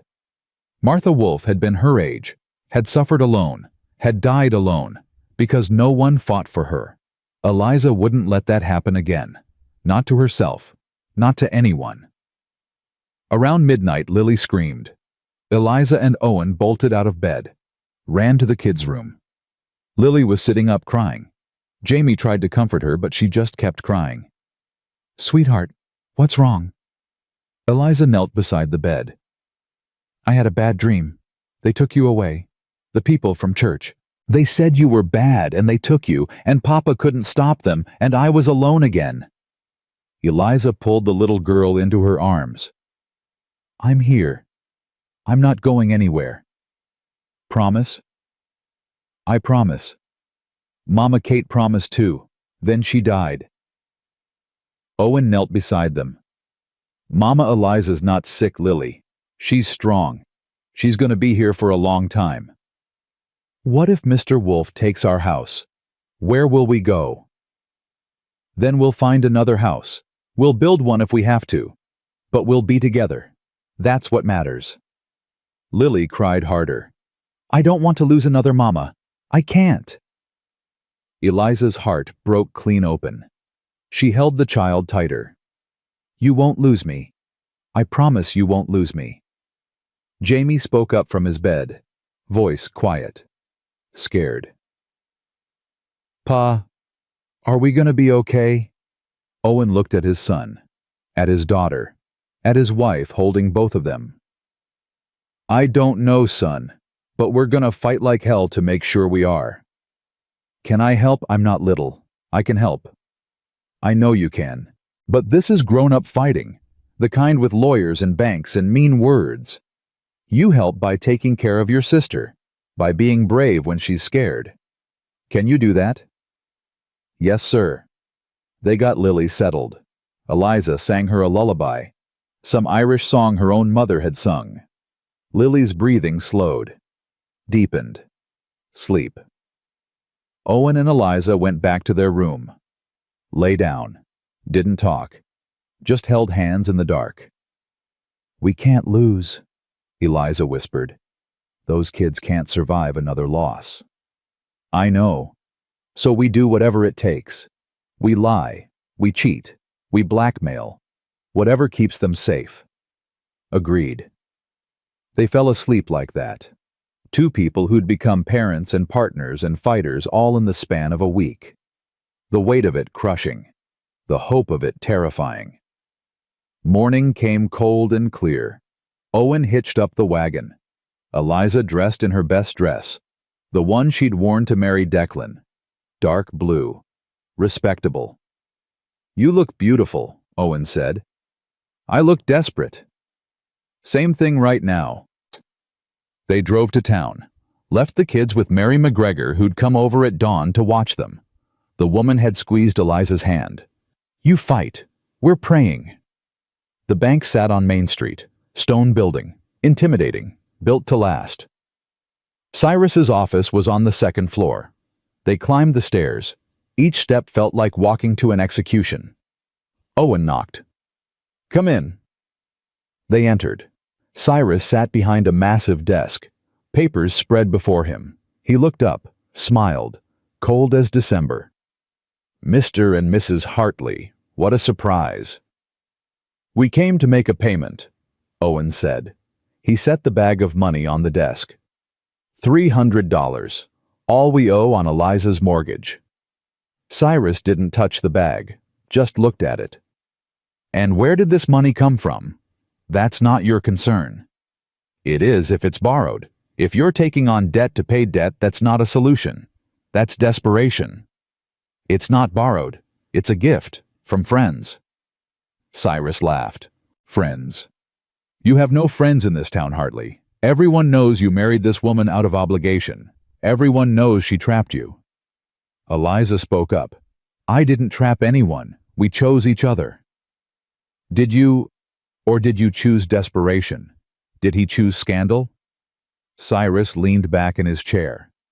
It doesn't matter. I'm not accepting this payment. Owen's hands clenched. The mortgage says payment in full within 30 days of demand. Not 10. 30. I gave you 10 out of charity. Now I'm revoking that charity. You have 23 more days. That's not legal. It's perfectly legal. Read the fine print. Cyrus pushed a document across the desk. The lender has the right to extend or retract deadlines at will. I'm exercising that right.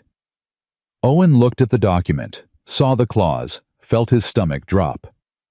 You're playing games, Eliza said, voice flat, dead. I'm exercising my legal rights. There's a difference. Why are you doing this? What did I ever do to you? Cyrus stood, walked around the desk, stood too close to Eliza. You rejected me.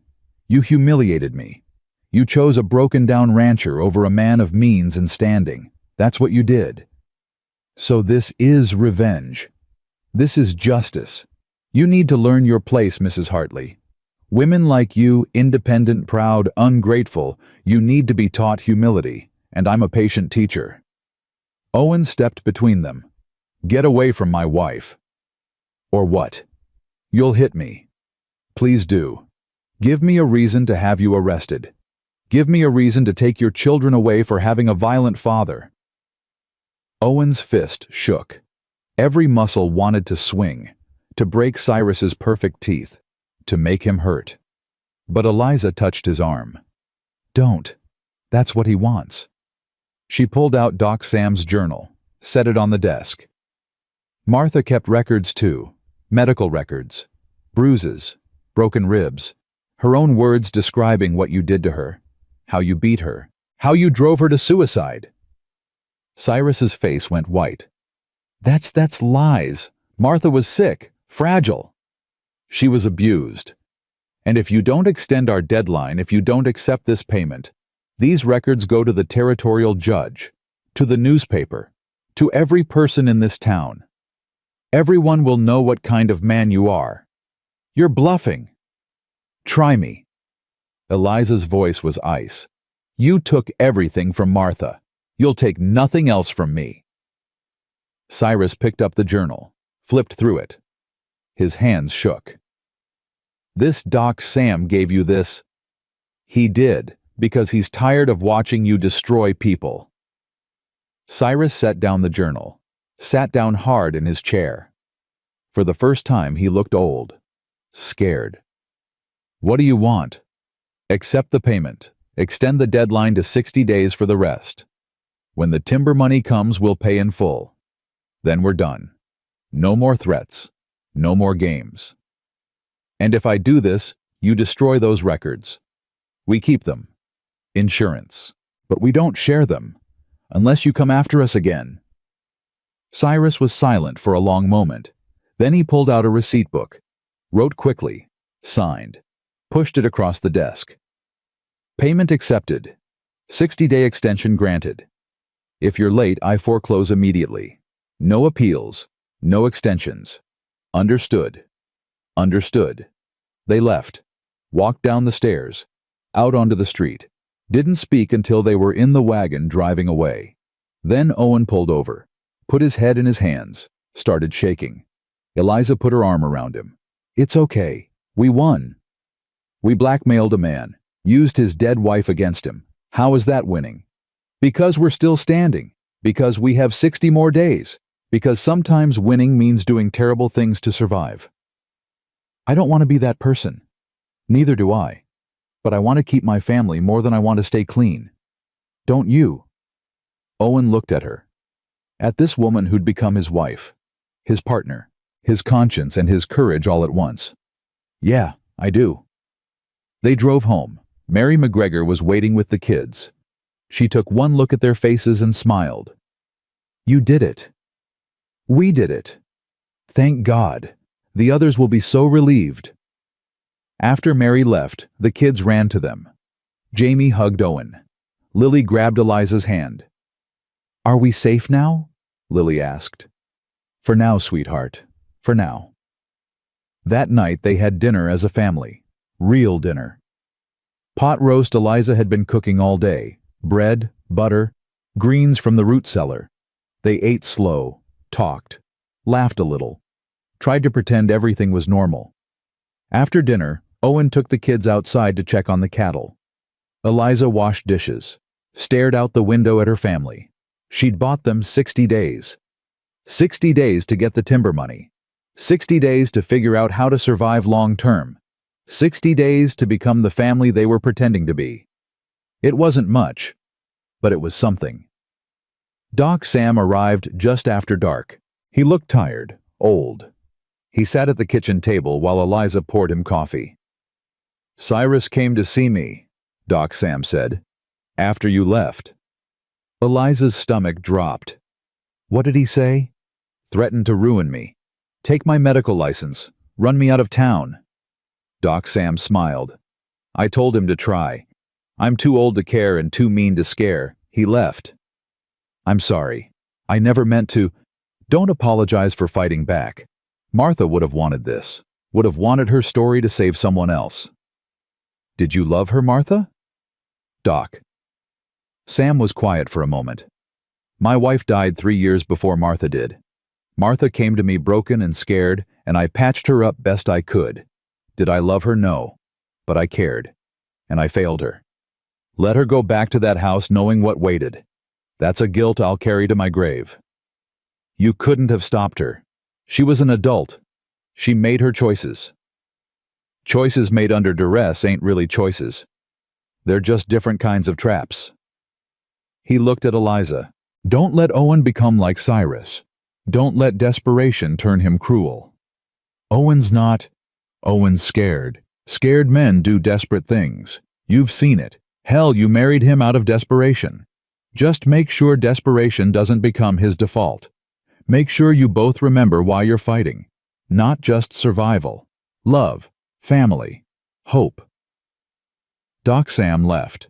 Eliza sat alone in the kitchen, thinking about his words, about desperation and cruelty and the thin line between them. She'd seen that line today, in Cyrus's office, when she'd used Martha's pain as a weapon, when Owen had almost hit Cyrus just to feel powerful. They'd won, but the cost was a piece of their souls.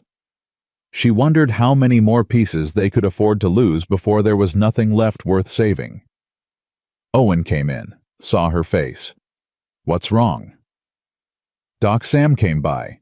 Warned me not to let desperation make us cruel." "Too late for that." "Maybe. Or maybe we can still pull back. Still fight without losing ourselves completely." Owen sat beside her. "How? I don't know. But we have to try. Because those kids—" She gestured toward the bedroom where Jamie and Lily slept. "They're watching us. Learning from us. And if we teach them that survival means cruelty, that winning means destroying others, what kind of people will they become? Better than dead. Is surviving as monsters better than dying as humans?" Owen had no answer. Neither did Eliza. They sat in silence. Two people who'd crossed a line and couldn't uncross it. Who'd won a battle but lost a piece of themselves in the process. Outside, the Montana night was cold. Stars burned overhead like ice. Somewhere wolves howled. Somewhere cattle lowed. Somewhere life kept happening despite the darkness. Inside, Owen and Eliza held hands, wondering if they'd made the right choice, knowing they'd make the same choice again if they had to. Because that's what love meant on the frontier. Not grand gestures, not poetry. Just choosing each other over and over, even when the choices turned dark. even when the cost was high, even when you weren't sure there was enough left of yourself to survive the choosing. The clock on the mantel ticked. 59 days left. 59 days to get the timber money, to pay off Cyrus, to become free. 59 days felt like forever, felt like nothing at all. But it was what they had, so they'd use every second, every choice, every weapon, and hope that when it was over, they'd still recognize the people staring back from the mirror. The weeks passed slow. Every morning, Eliza woke expecting disaster. Every night she went to bed grateful they'd survived another day. Owen worked the ranch from dawn till dark, fixing fences, tending cattle, doing anything to keep his hands busy and his mind from counting down the days. 47 days left, then 40, then 35. The timber money didn't come. Eliza wrote to the company in Helena, twice. No response. She rode into town to check at the post office. Nothing. The fear that had been living in her chest turned into something sharper, something that felt like knowing. "They're not paying," she told Owen one night. They sat at the kitchen table, papers spread between them. 3 months late. "They're not paying." "They have to. We had a contract." "Contracts don't mean much when the company goes bankrupt. I heard talk in town. The timber mill closed. Too much competition from Oregon. They owe money to half the territory." Owen's face went gray. "So we're finished. We have 32 days to find $500 somewhere else. Where we've borrowed from everyone who'd lend, used every favor, sold everything we can spare."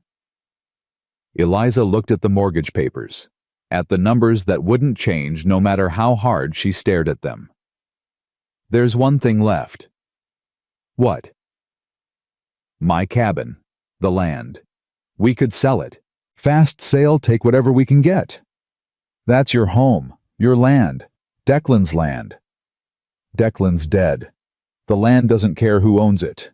If we sell it, we might get enough to pay Cyrus. Might get to keep your ranch, keep the kids home." Owen reached across the table, took her hands. "I won't ask you to do that. You're not asking, I'm offering. Eliza, what choice do we have? Lose both properties or lose one? I choose one. You hate giving up. You hate losing. I hate watching you lose more." She pulled her hands away, stood. "I'll ride to town tomorrow. Find a buyer. We have 32 days. Someone will take it for cheap." She walked to the bedroom, shut the door, sat on the edge of the bed and cried. Silent tears that tasted like failure. The cabin was all she had left of Declan, of the life they'd built, the babies they'd buried behind it. Selling it felt like erasing them, like saying they never mattered. But keeping it meant losing Owen, losing Jamie and Lily, losing the family she'd accidentally built from desperation and hope. Some choices weren't really choices at all.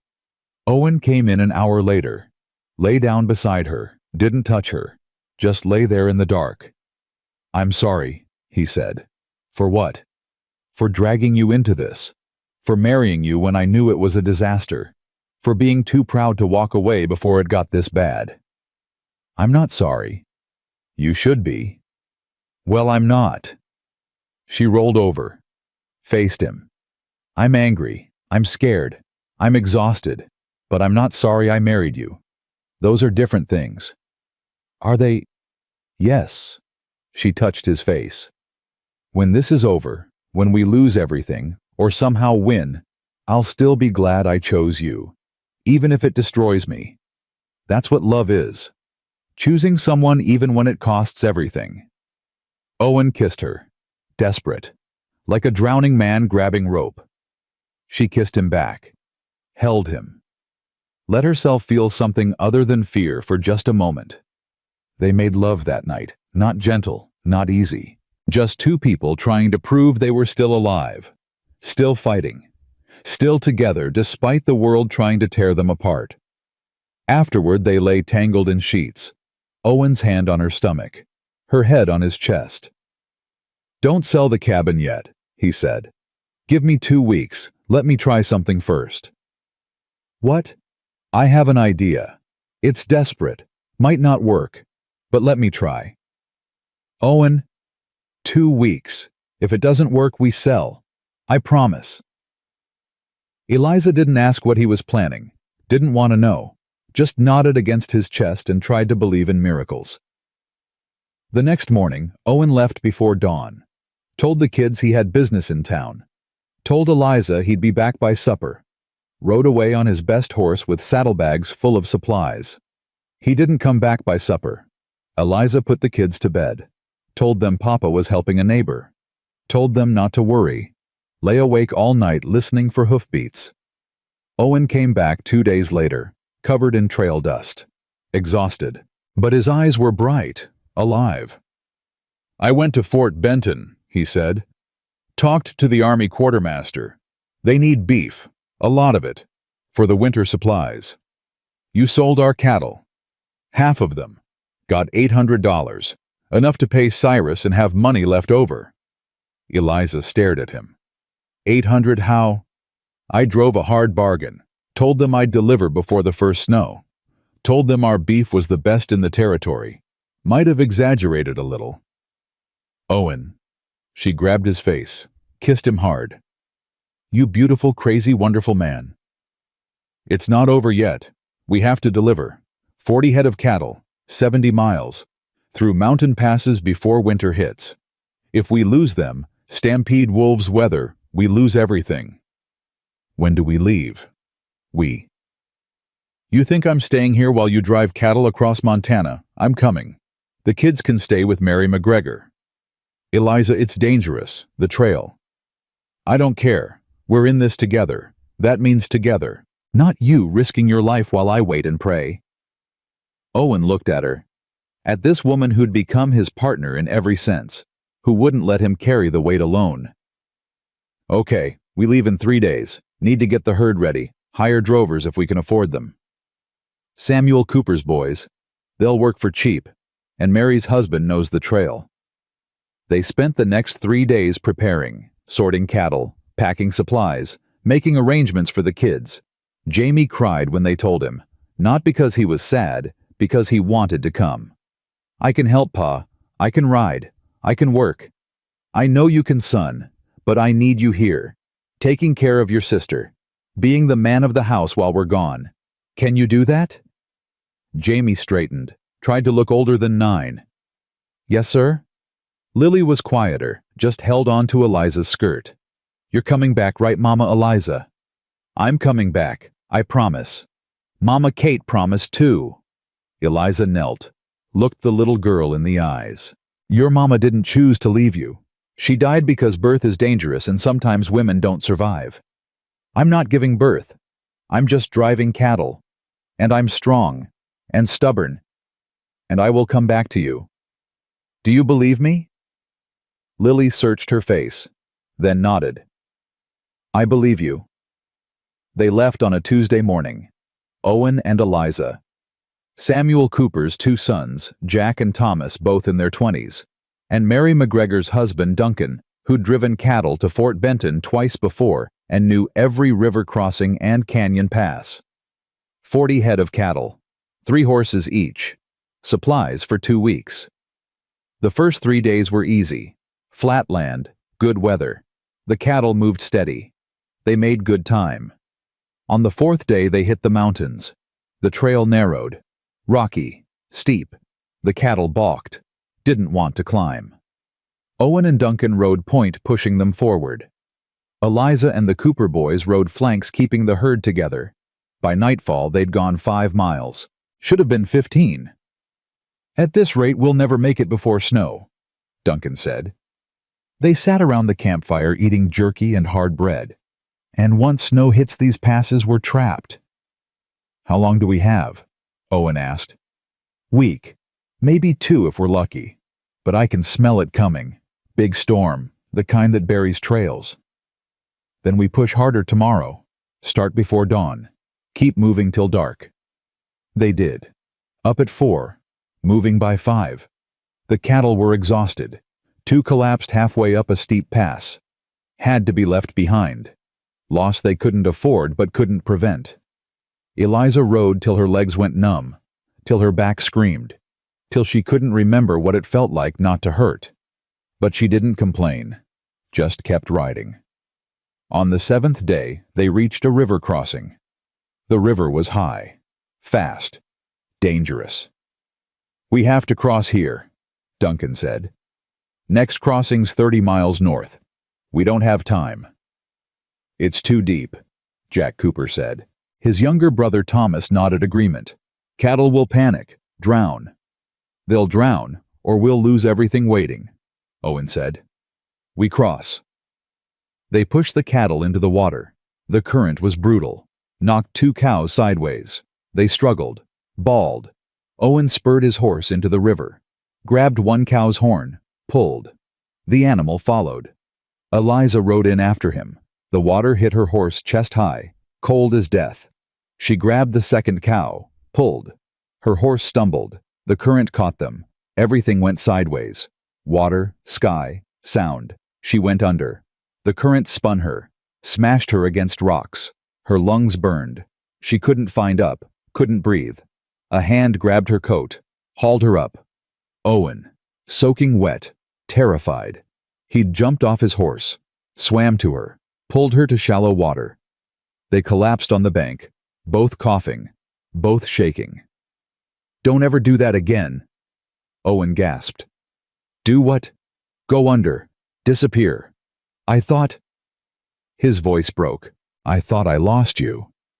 "I'm fine, just wet." "You're not fine. You almost drowned." "But I didn't. You saved me." She grabbed his face, made him look at her. "I'm okay, Owen. We're okay." Duncan rode up.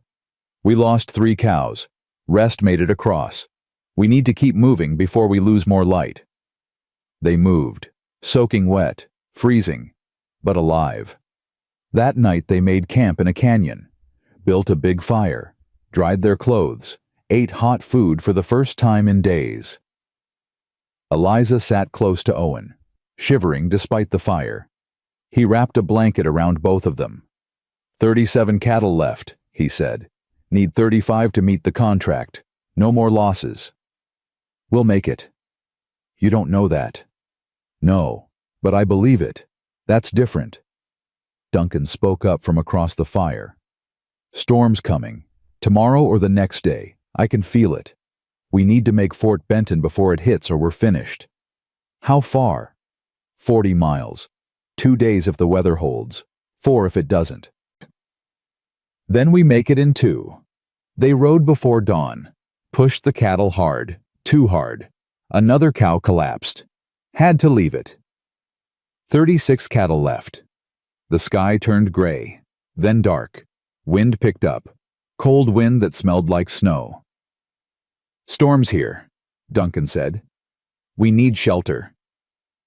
"How far to the fort?" 30 miles. "Can we make it?" "Not before the storm hits. We need to hole up. Wait it out." "We don't have time to wait." "We don't have a choice. This storm will kill us and the cattle if we're caught in the open." Owen looked at Eliza, at her face, at the determination there despite the fear. "What do you think?" he asked. "I think we didn't come this far to quit now. I think we push through. We could die. We could lose everything waiting. I'd rather die fighting." Owen turned to Duncan. "We push through." Duncan shook his head. "You're both crazy, but okay. We push." The snow started an hour later, light at first, then heavier, then so thick they couldn't see 10 feet ahead. The cattle slowed, bunched together, scared. Eliza rode beside them, singing. Irish songs her mother had taught her. Nonsense words in a language she barely remembered. But the sound helped. The cattle calmed, kept moving. Her hands went numb. Her face burned with cold. Ice formed in her eyelashes. She couldn't feel her feet in the stirrups, but she kept singing, kept riding. Beside her, Owen rode like a man possessed, pushing, shouting, refusing to let the herd stop. Jack Cooper fell off his horse, hypothermia. They got him back on, tied him in the saddle, kept moving. The snow got worse, complete whiteout. They couldn't see the trail, couldn't see each other.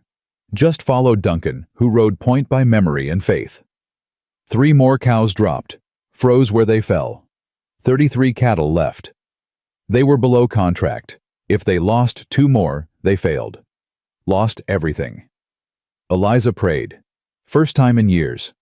Prayed to God, to Declan, to Kate, to anyone listening. Please, please let us make it. Please don't let these kids lose another parent. Please. The snow stopped at dawn. They stood on a ridge overlooking a valley. Below them, maybe 5 miles away, Fort Benton. Smoke rising from chimneys. Flags snapping in the wind. Civilization. They'd made it. Owen started laughing. Exhausted. Relieved. Crazy. We made it. Dear God, we actually made it. Eliza laughed too, then cried, then laughed again. 33 cattle. We're below contract. I'll negotiate. Tell them we lost some to storm. Offer a discount. They need beef. They'll take what we have. They drove the herd down the ridge. Into the fort. Soldiers came out to meet them. The quartermaster, a thin man with gray hair and sharp eyes, counted the cattle. Contract says 40 head. Storm took 7, Owen said. I'll discount 20%. Give you 33 head for the price of 33. That's fair. The quartermaster looked at the cattle, at the frozen, exhausted drovers, at Eliza, who was still ice-crusted and shaking. You drove these through that storm. Yes, sir. That's either bravery or stupidity. Both, probably. The quartermaster smiled. I like you. Contract accepted. 33 head at full price. You earned it. Full price. But you delivered, before the deadline. Through a blizzard. That's worth something. Wait here. I'll get your payment. He came back 20 minutes later. Handed Owen a bank draft. $800. Owen stared at it. At the numbers. At the salvation written in ink. Thank you, sir. Thank your wife. Woman who'll ride through hell for her family is worth keeping. They stayed at the fort one night. Hot food. Warm beds. Bath water. Luxury they'd forgotten existed. Eliza soaked in a tin tub, letting the heat seep into her bones. Thawing the cold that had settled so deep she'd thought it was permanent. Owen came in, sat on the floor beside the tub. We did it, he said. We actually did it. We did? I almost lost you in that river, and again in the storm. I kept thinking if something happens to you, if you die because I dragged you into this, stop. I chose this. I chose you. I chose to fight. Don't take that away by making it your burden alone. I love you. He said it simple, true, like breathing. I don't think I've said it enough. But I love you. More than I thought I could love anyone again. Eliza reached out, touched his face. I love you too. Even when I'm terrified. Even when I'm angry. Even when you're being impossibly stubborn. I love you. They kissed. Then she pulled him into the tub. Clothes and all. They laughed like children. Like people who'd forgotten how to laugh and just remembered. They rode home 4 days later. Took it slow. Stopped at every town to rest. To eat real food. To sleep in real beds. When they reached the ranch, Jamie and Lily ran out to meet them. Threw themselves at Owen and Eliza like they'd been gone years instead of weeks. You came back, Lily sobbed. You came back. I told you I would, Eliza said. She held the little girl tight, breathed in the smell of her hair. I always keep my promises. That night they gathered at the kitchen table. Owen laid out the bank draft. $800, salvation in paper form. Tomorrow we go to the bank, Owen said. We pay Cyrus, every dollar. Then we're free. What if he won't accept it? Jamie asked. What if he tries to cheat again? Then we have witnesses, we have proof, and we have friends who'll stand with us. He can't cheat us this time. We're too prepared. Eliza looked at her family. At the children who'd become hers. At the husband who'd become her partner. At the life they'd built from disaster. They'd survived. Barely. At terrible cost. But they'd survived. Tomorrow they'd face Cyrus. Tomorrow they'd win or lose everything. But tonight, they were together. They were home. They were alive. And that was enough. Morning came cold and bright. They dressed in their best clothes. Owen in his Sunday suit, Eliza in her blue dress, Jamie and Lily in clean shirts and combed hair. They rode to town as a family. United. The bank was full when they arrived. Word had spread. The town knew this was the day. Pay or forfeit. Win or lose. Samuel Cooper was there. Mary McGregor. Doc Sam. Thomas Johnson. All the families who'd lent them money. All the people who'd chosen their side. And there was Cyrus, behind his desk, waiting. Owen walked forward, laid the bank draft on the desk. $800. Payment in full for Eliza's mortgage and mine, with interest. We're paid up, contract satisfied. Cyrus picked up the draft, examined it. His face was stone. This is from Fort Benton Quartermaster. It is. We sold cattle, fulfilled a government contract, legal and binding. And you're certain you want to pay. Once I take this, you're out of cash, no reserves. One bad winter and you're finished. We'll take our chances. Cyrus looked at Eliza, at Owen, at the family standing united, at the community backing them. He'd lost, and he knew it. Very well. He stamped the receipts, signed them, pushed them across the desk. Paid in full, both properties clear. Congratulations, Mr. and Mrs. Hartley. You're free. They walked out into sunlight. Free, clear, victorious. The community erupted in cheers. People crowded around them, shaking hands, offering congratulations, celebrating. Doc Sam grabbed Owen's hand, squeezed. You did it, son. Damn me, you actually did it. We did it. All of us. Mary McGregor hugged Eliza. I'm proud of you, girl. Prouder than words can say. They drove home in the wagon, the kids between them, laughing, singing, free. That night, after the kids were asleep, Owen and Eliza stood on the porch, looking out at their land, their home, their future.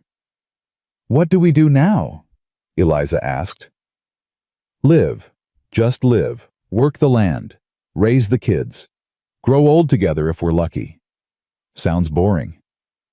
After the last 2 months, boring sounds perfect. She leaned against him. He put his arm around her. They stood like that as the stars came out, as the night turned cold, as the world kept spinning. They'd fought, they'd bled, they'd almost died, but they'd won. Not because they were stronger than Cyrus, not because they were smarter or richer or better.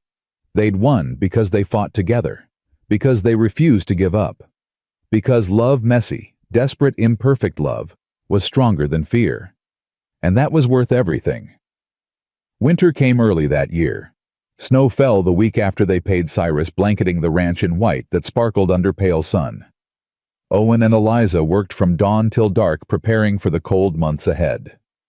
Splitting wood, storing food, reinforcing the barn against wind that could freeze cattle where they stood. But something had changed. The fear that had lived in Eliza's chest for months was gone, replaced by something she'd forgotten existed. Peace. Not happiness exactly, just the absence of terror. The ability to wake up without immediately counting days till disaster. It felt strange, foreign, like wearing someone else's skin. Jamie noticed first. He came into the kitchen one morning while Eliza was making breakfast, stood watching her for a long moment. You're different, Mama Eliza. She turned from the stove. Different how? You smile now. Real smiles. Not the scared kind. Eliza hadn't realized she'd been doing that. Smiling scared. But hearing Jamie name it made something in her chest crack open. She knelt down, pulled him close. I'm not scared anymore, sweetheart. We're safe now. All of us. Promise? I promise. Jamie hugged her tight, then pulled back, looked at her with those two old eyes. I'm glad Papa married you, even when it was scary. Even when we almost lost everything. I'm glad. Me too, baby. Me too. That afternoon, Doc Sam arrived, rode up on his old mare medical bag strapped behind his saddle. Eliza met him on the porch. Someone sick? No. Just making rounds, checking on folks before the passes close. He climbed down stiffly. Also wanted to see how you're settling, after everything. They sat on the porch. Eliza brought coffee. They drank in comfortable silence for a while. Cyrus left, Doc Sam said finally. Took the train east 3 days ago, sold his bank holdings to a group from Helena, packed up and disappeared. Eliza felt nothing, no satisfaction, no relief, just emptiness where anger used to be. Good. He can't hurt anyone else here. He left something for you, asked me to deliver it. Doc Sam pulled an envelope from his coat, said it was an apology for what it's worth. Eliza took the envelope, her name written in careful script on the front. She opened it. Inside was a single sheet of paper and a bank draft. The paper read, I loved Martha. I destroyed her. I tried to do the same to you. I'm sorry. This doesn't fix anything, but it's all I have left to give. The bank draft was for $300. The exact amount the community had lent them. Eliza handed both to Doc Sam. Give the money to Mary McGregor. Tell her to distribute it to everyone who helped us. Tell them it's from us, not Cyrus. I don't want his guilt money. You sure $300 is? I'm sure. We pay our own debts, not with his blood money. Doc Sam nodded, tucked the draft away. You're a hard woman, Eliza Hartley. I'm a woman who survived. That requires hard. Does it? Or does surviving require knowing when to be hard and when to be soft, when to fight and when to forgive? Eliza looked at him. At this old man who'd delivered 5 dead babies, who'd documented abuse he couldn't stop, who'd carried guilt for failures that weren't his to carry. I'll never forgive him for Martha, for what he tried to do to us. But I don't have to. Forgiveness is optional. Survival isn't. Fair enough. Doc Sam stood. I should get moving. Storm's coming tonight. Want to be home before it hits. After he left, Eliza sat alone on the porch, thinking about Cyrus, about Martha, about all the ways people destroyed each other and themselves. She didn't forgive him, probably never would. But she could let go of the anger, could stop letting his shadow darken her life. That evening, the whole family gathered in the kitchen. Owen had spent the day building something in the barn. Wouldn't tell anyone what, just said it was a surprise.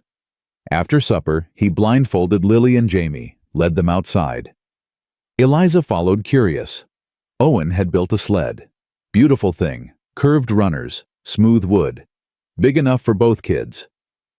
For you, he said, for being brave, for trusting Mama Eliza and me, for surviving all the scary parts. Lily screamed with joy. Jamie grinned so wide his face might split. They dragged the sled to the nearest hill, spent the next hour racing down the slope, laughing, falling, racing again. Eliza stood beside Owen, watching their children play, feeling something so big in her chest she couldn't name it. Thank you, she said. For what? For them. For this. For giving me a family when I thought I'd never have one. Owen pulled her close. You gave us more. You gave us someone to fight for. Someone worth surviving for. That's everything. That night, after the kids were asleep, Owen and Eliza lay in bed. The house creaked in the wind. Snow tapped against the windows. But inside was warm, safe. "I want to do something," Eliza said. "Something important." "What?" "I want to go back to my cabin, to the graves. Say goodbye properly. Then sell the land. Use the money to help other women. Women like Martha. Women trapped with no way out." Owen was quiet for a moment. "That's a big thing. A good thing. But are you sure you're ready to let it go?" "The land. Yes. The memories, no. But I can carry the memories without holding on to the place. Declan would understand. He'd want the land to do some good." "When do you want to go?" "Tomorrow. Before the next storm. Will you come with me?" "Always." They rode out at dawn, left the kids with Mary McGregor, took the wagon because Eliza wanted to bring things back. Personal things she'd left behind when she married Owen in desperation. The cabin looked smaller than she remembered, lonelier. Snow covered the roof and porch. The door hung crooked. One window was broken. Eliza stood in front of it for a long time, just looking, remembering. "You want to go in?" Owen asked. "No. I want to go to the graves first." They walked around back, through deep snow, to the small cemetery Eliza had made. 6 graves, 5 tiny ones in a row, one larger one set apart. Declan Brennan, 1840, 1875, beloved husband. The 5 tiny graves had no markers, just smooth stones. She'd been too broken to carve names after the last one, too defeated to memorialize children who'd never breathed. Eliza knelt in the snow, placed her hand on Declan's stone. It was cold, smooth, real in a way grief never was. "I got married," she said out loud, "to a good man, Owen Hartley. He has 2 kids, Jamie and Lily. They call me Mama now. I think you'd like them. I think you'd like him." The wind blew, snow swirled. Declan didn't answer. Dead men never did. "I'm selling the cabin, using the money to help women who need it. I think that's what you'd want. You always said the land should work for people, not the other way around." She touched each tiny grave, one by one. "Thomas, Michael, Catherine, Sarah, James. I'm sorry I couldn't save you. Sorry I couldn't be the mother you needed. But I'm not cursed. I know that now. You died because frontier life is hard, and babies die, and sometimes there's no reason. No curse, just terrible luck." She stood, turned to Owen. "I'm ready." "You sure?" "I'm sure. This is a graveyard, not a shrine. I can honor them without living here." They went inside the cabin. Eliza gathered her things, a few books, her mother's wedding ring, the box with the baby clothes, Declan's mining helmet. Everything else could stay, could burn or rot or become home to mice. It didn't matter. The past was the past. As they loaded the wagon, a rider appeared. Young man Eliza didn't recognize. He pulled up, looked at the cabin. "This place for sale." Eliza blinked. "How did you—" "Heard in town. Doc Sam said you might be selling. I'm looking for land. Got a wife and baby. Living in a boarding house. Desperate for our own place." "You have money." "Some, not much, but I'm a hard worker. I can pay in installments if you'll let me." Eliza looked at Owen. He nodded. "What's your name?" she asked. "Henry. Henry Walsh." "You married Henry?" "Yes, ma'am. Wife's name is Alice. Baby's name is Rose." "Rose still alive?" He looked confused. "Yes, ma'am. 6 months old. Healthy as a horse." Eliza felt tears coming, pushed them down. "Good. That's good. The cabin's yours. $50 down. Rest when you can pay it. No interest, no deadline. Just take care of the place. And Henry." "Yes, ma'am. Those graves out back, they stay. You maintain them, keep them clear. That's part of the deal." "Yes, ma'am. I will." They rode away. Eliza didn't look back. Couldn't. If she looked back, she might change her mind. Might realize she was giving away the only piece of Declan she had left. But forward was better than back. Living was better than haunting. And those graves would be tended by a family who knew how precious life was. That mattered. They got home at dusk. The kids ran out to meet them. Lily grabbed Eliza's hand. Did you cry? A little, but happy tears too. How can tears be happy and sad? Because people are complicated, sweetheart. We can feel two things at once. Sad about what's gone. Happy about what's here. That made sense to Lily in the way only 6-year-olds could understand. She nodded solemnly. Okay. I'm glad you're home. Me too, baby. Christmas came 2 weeks later. The first Christmas Eliza had celebrated in 3 years. She'd spent the past 2 alone in her cabin, refusing joy, refusing hope, refusing everything except survival. But this year was different. This year, she had family. This year, she had a reason to celebrate. They didn't have much money. Most of it went to supplies and feed for the cattle. But Owen carved toys. A horse for Jamie. A doll for Lily. Eliza sewed clothes. A new shirt for Owen. Dresses for the kids. Christmas morning was chaos. The kids screamed with joy. Played with their toys till they broke them, then played with them broken. Ate too much. Laughed too loud. Filled the house with noise and life. Eliza watched from the kitchen. Overwhelmed. Grateful.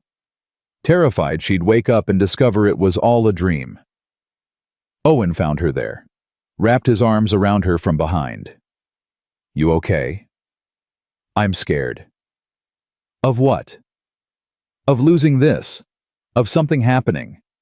Of God or fate or whatever deciding I've been happy long enough and taking it all away.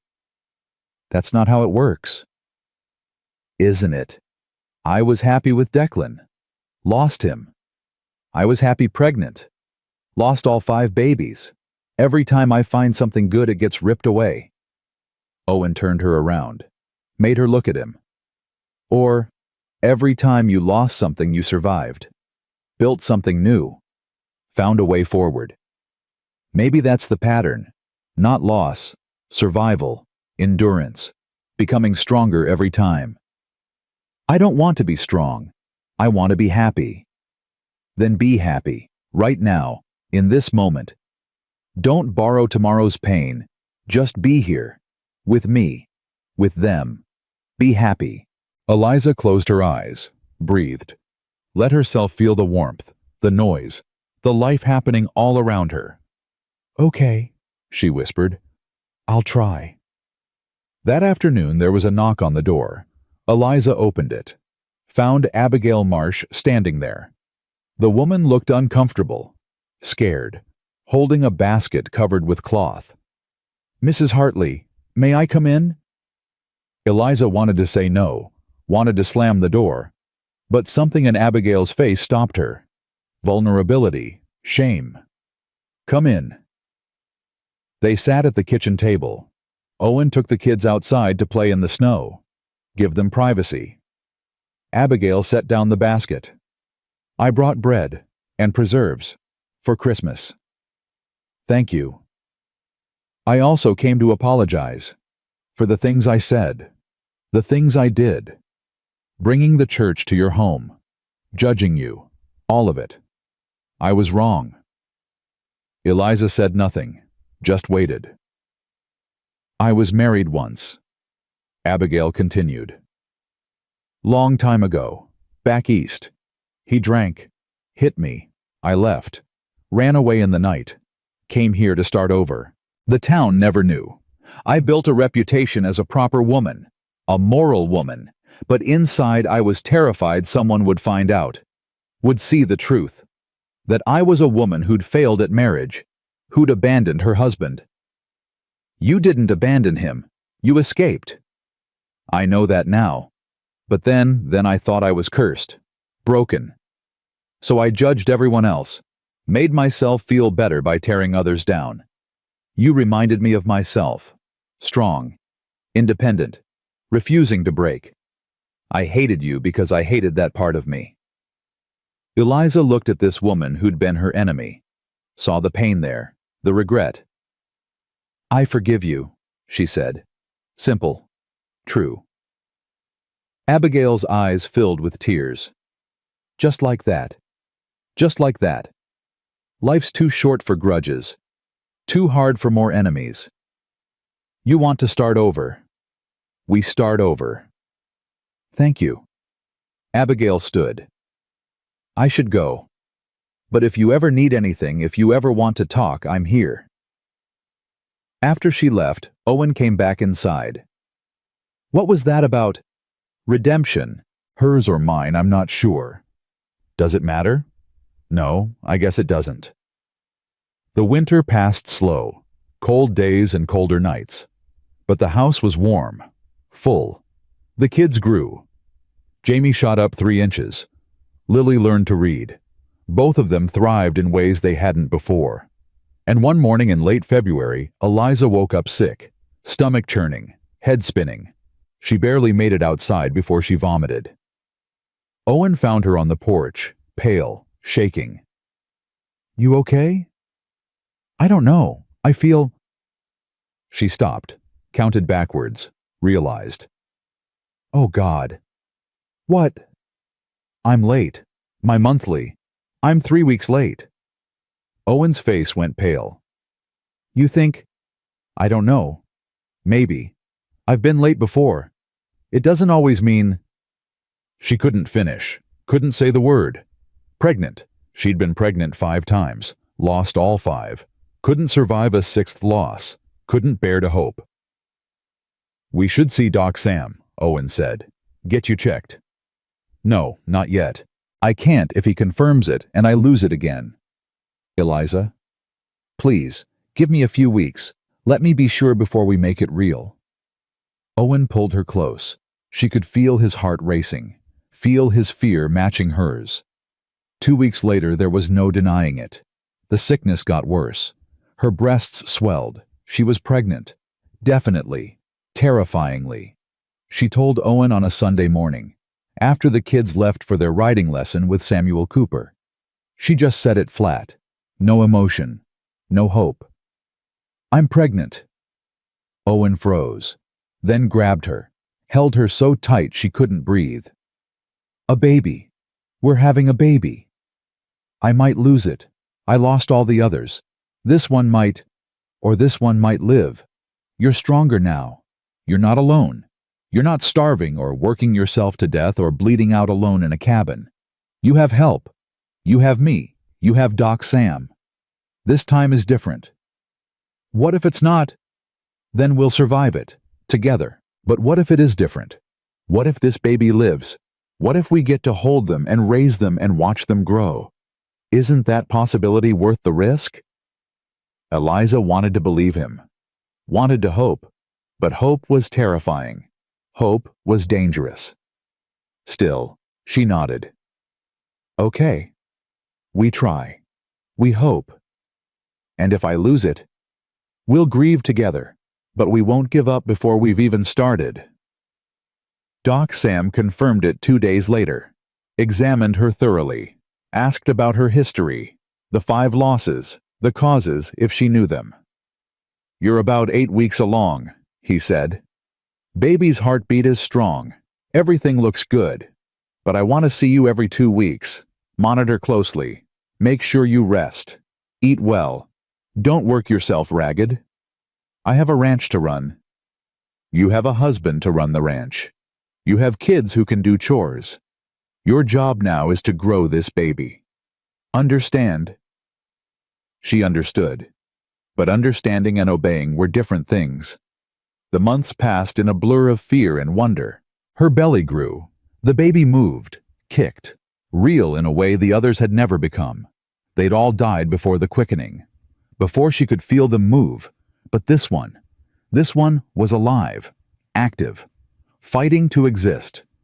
Jamie and Lily were thrilled, argued over names, argued over whether it would be a boy or girl, made plans for teaching the baby to ride and read and catch fish. Eliza let them plan, Let herself imagine a future where this baby lived, where she got to be a mother to a living child. It was the hardest thing she'd ever done. Harder than burying 5 babies. Harder than losing Declan.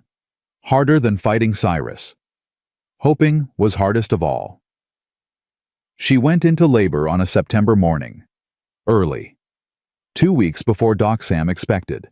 The pain hit fast and hard. No warning. Just agony that doubled her over.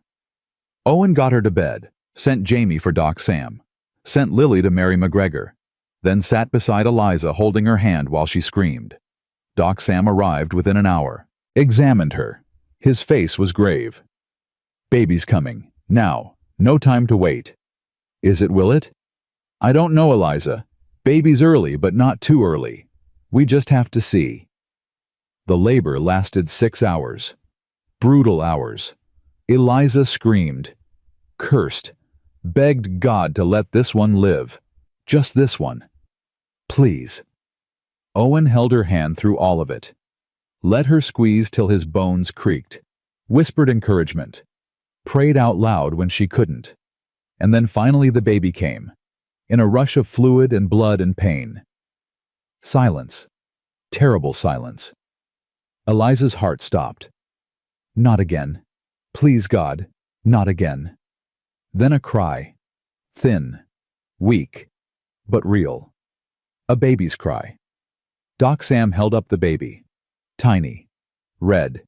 Screaming. "It's a girl. And she's alive." Eliza sobbed. Great heaving sobs that shook her whole body. Owen cried too. Just held Eliza and cried like a child.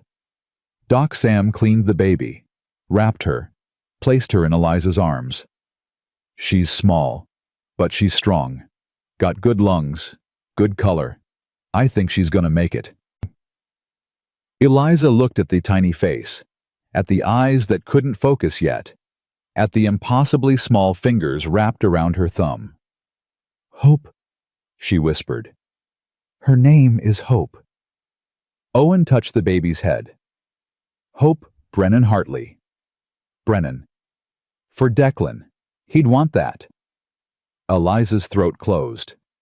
Yeah, he would. They sat there for a long time. Just the 3 of them. A family that shouldn't exist. That had fought and bled and survived against all odds. Hope fell asleep in Eliza's arms. Owen leaned his head against Eliza's shoulder. Outside, the Montana sky turned gold, then pink, then purple as the sun set. Doc Sam packed his instruments. "I'll check on you tomorrow. But Eliza, you did it. You grew a living baby. You're not cursed. Never were." After he left, Jamie and Lily came home. Mary McGregor brought them. They stood in the doorway, wide-eyed, scared to come closer. "Come meet your sister," Owen said. They crept forward. Looked at the tiny bundle. "She's so small," Jamie whispered. "She'll grow," Eliza said. "Just like you did." "What's her name?" Lily asked. "Hope." Lily smiled. "That's perfect, because we hoped for her, and she came." That night the whole family slept in one room. Owen and Eliza in bed with Hope between them. Jamie and Lily on bedrolls nearby. All of them together. Safe. Whole. Eliza lay awake long after everyone else slept, watching Hope breathe, counting each tiny breath, terrified she'd stop. But she didn't stop, just kept breathing, kept living, kept proving that sometimes miracles happened. Sometimes hope wasn't foolish. Sometimes survival meant more than just enduring. Sometimes it meant thriving. The years ahead would be hard. They'd face droughts and winters and all the challenges frontier life threw at families. But they'd face them together. Owen and Eliza, Jamie and Lily, baby Hope. A family built from loss and desperation and stubborn, foolish hope. And that was worth everything.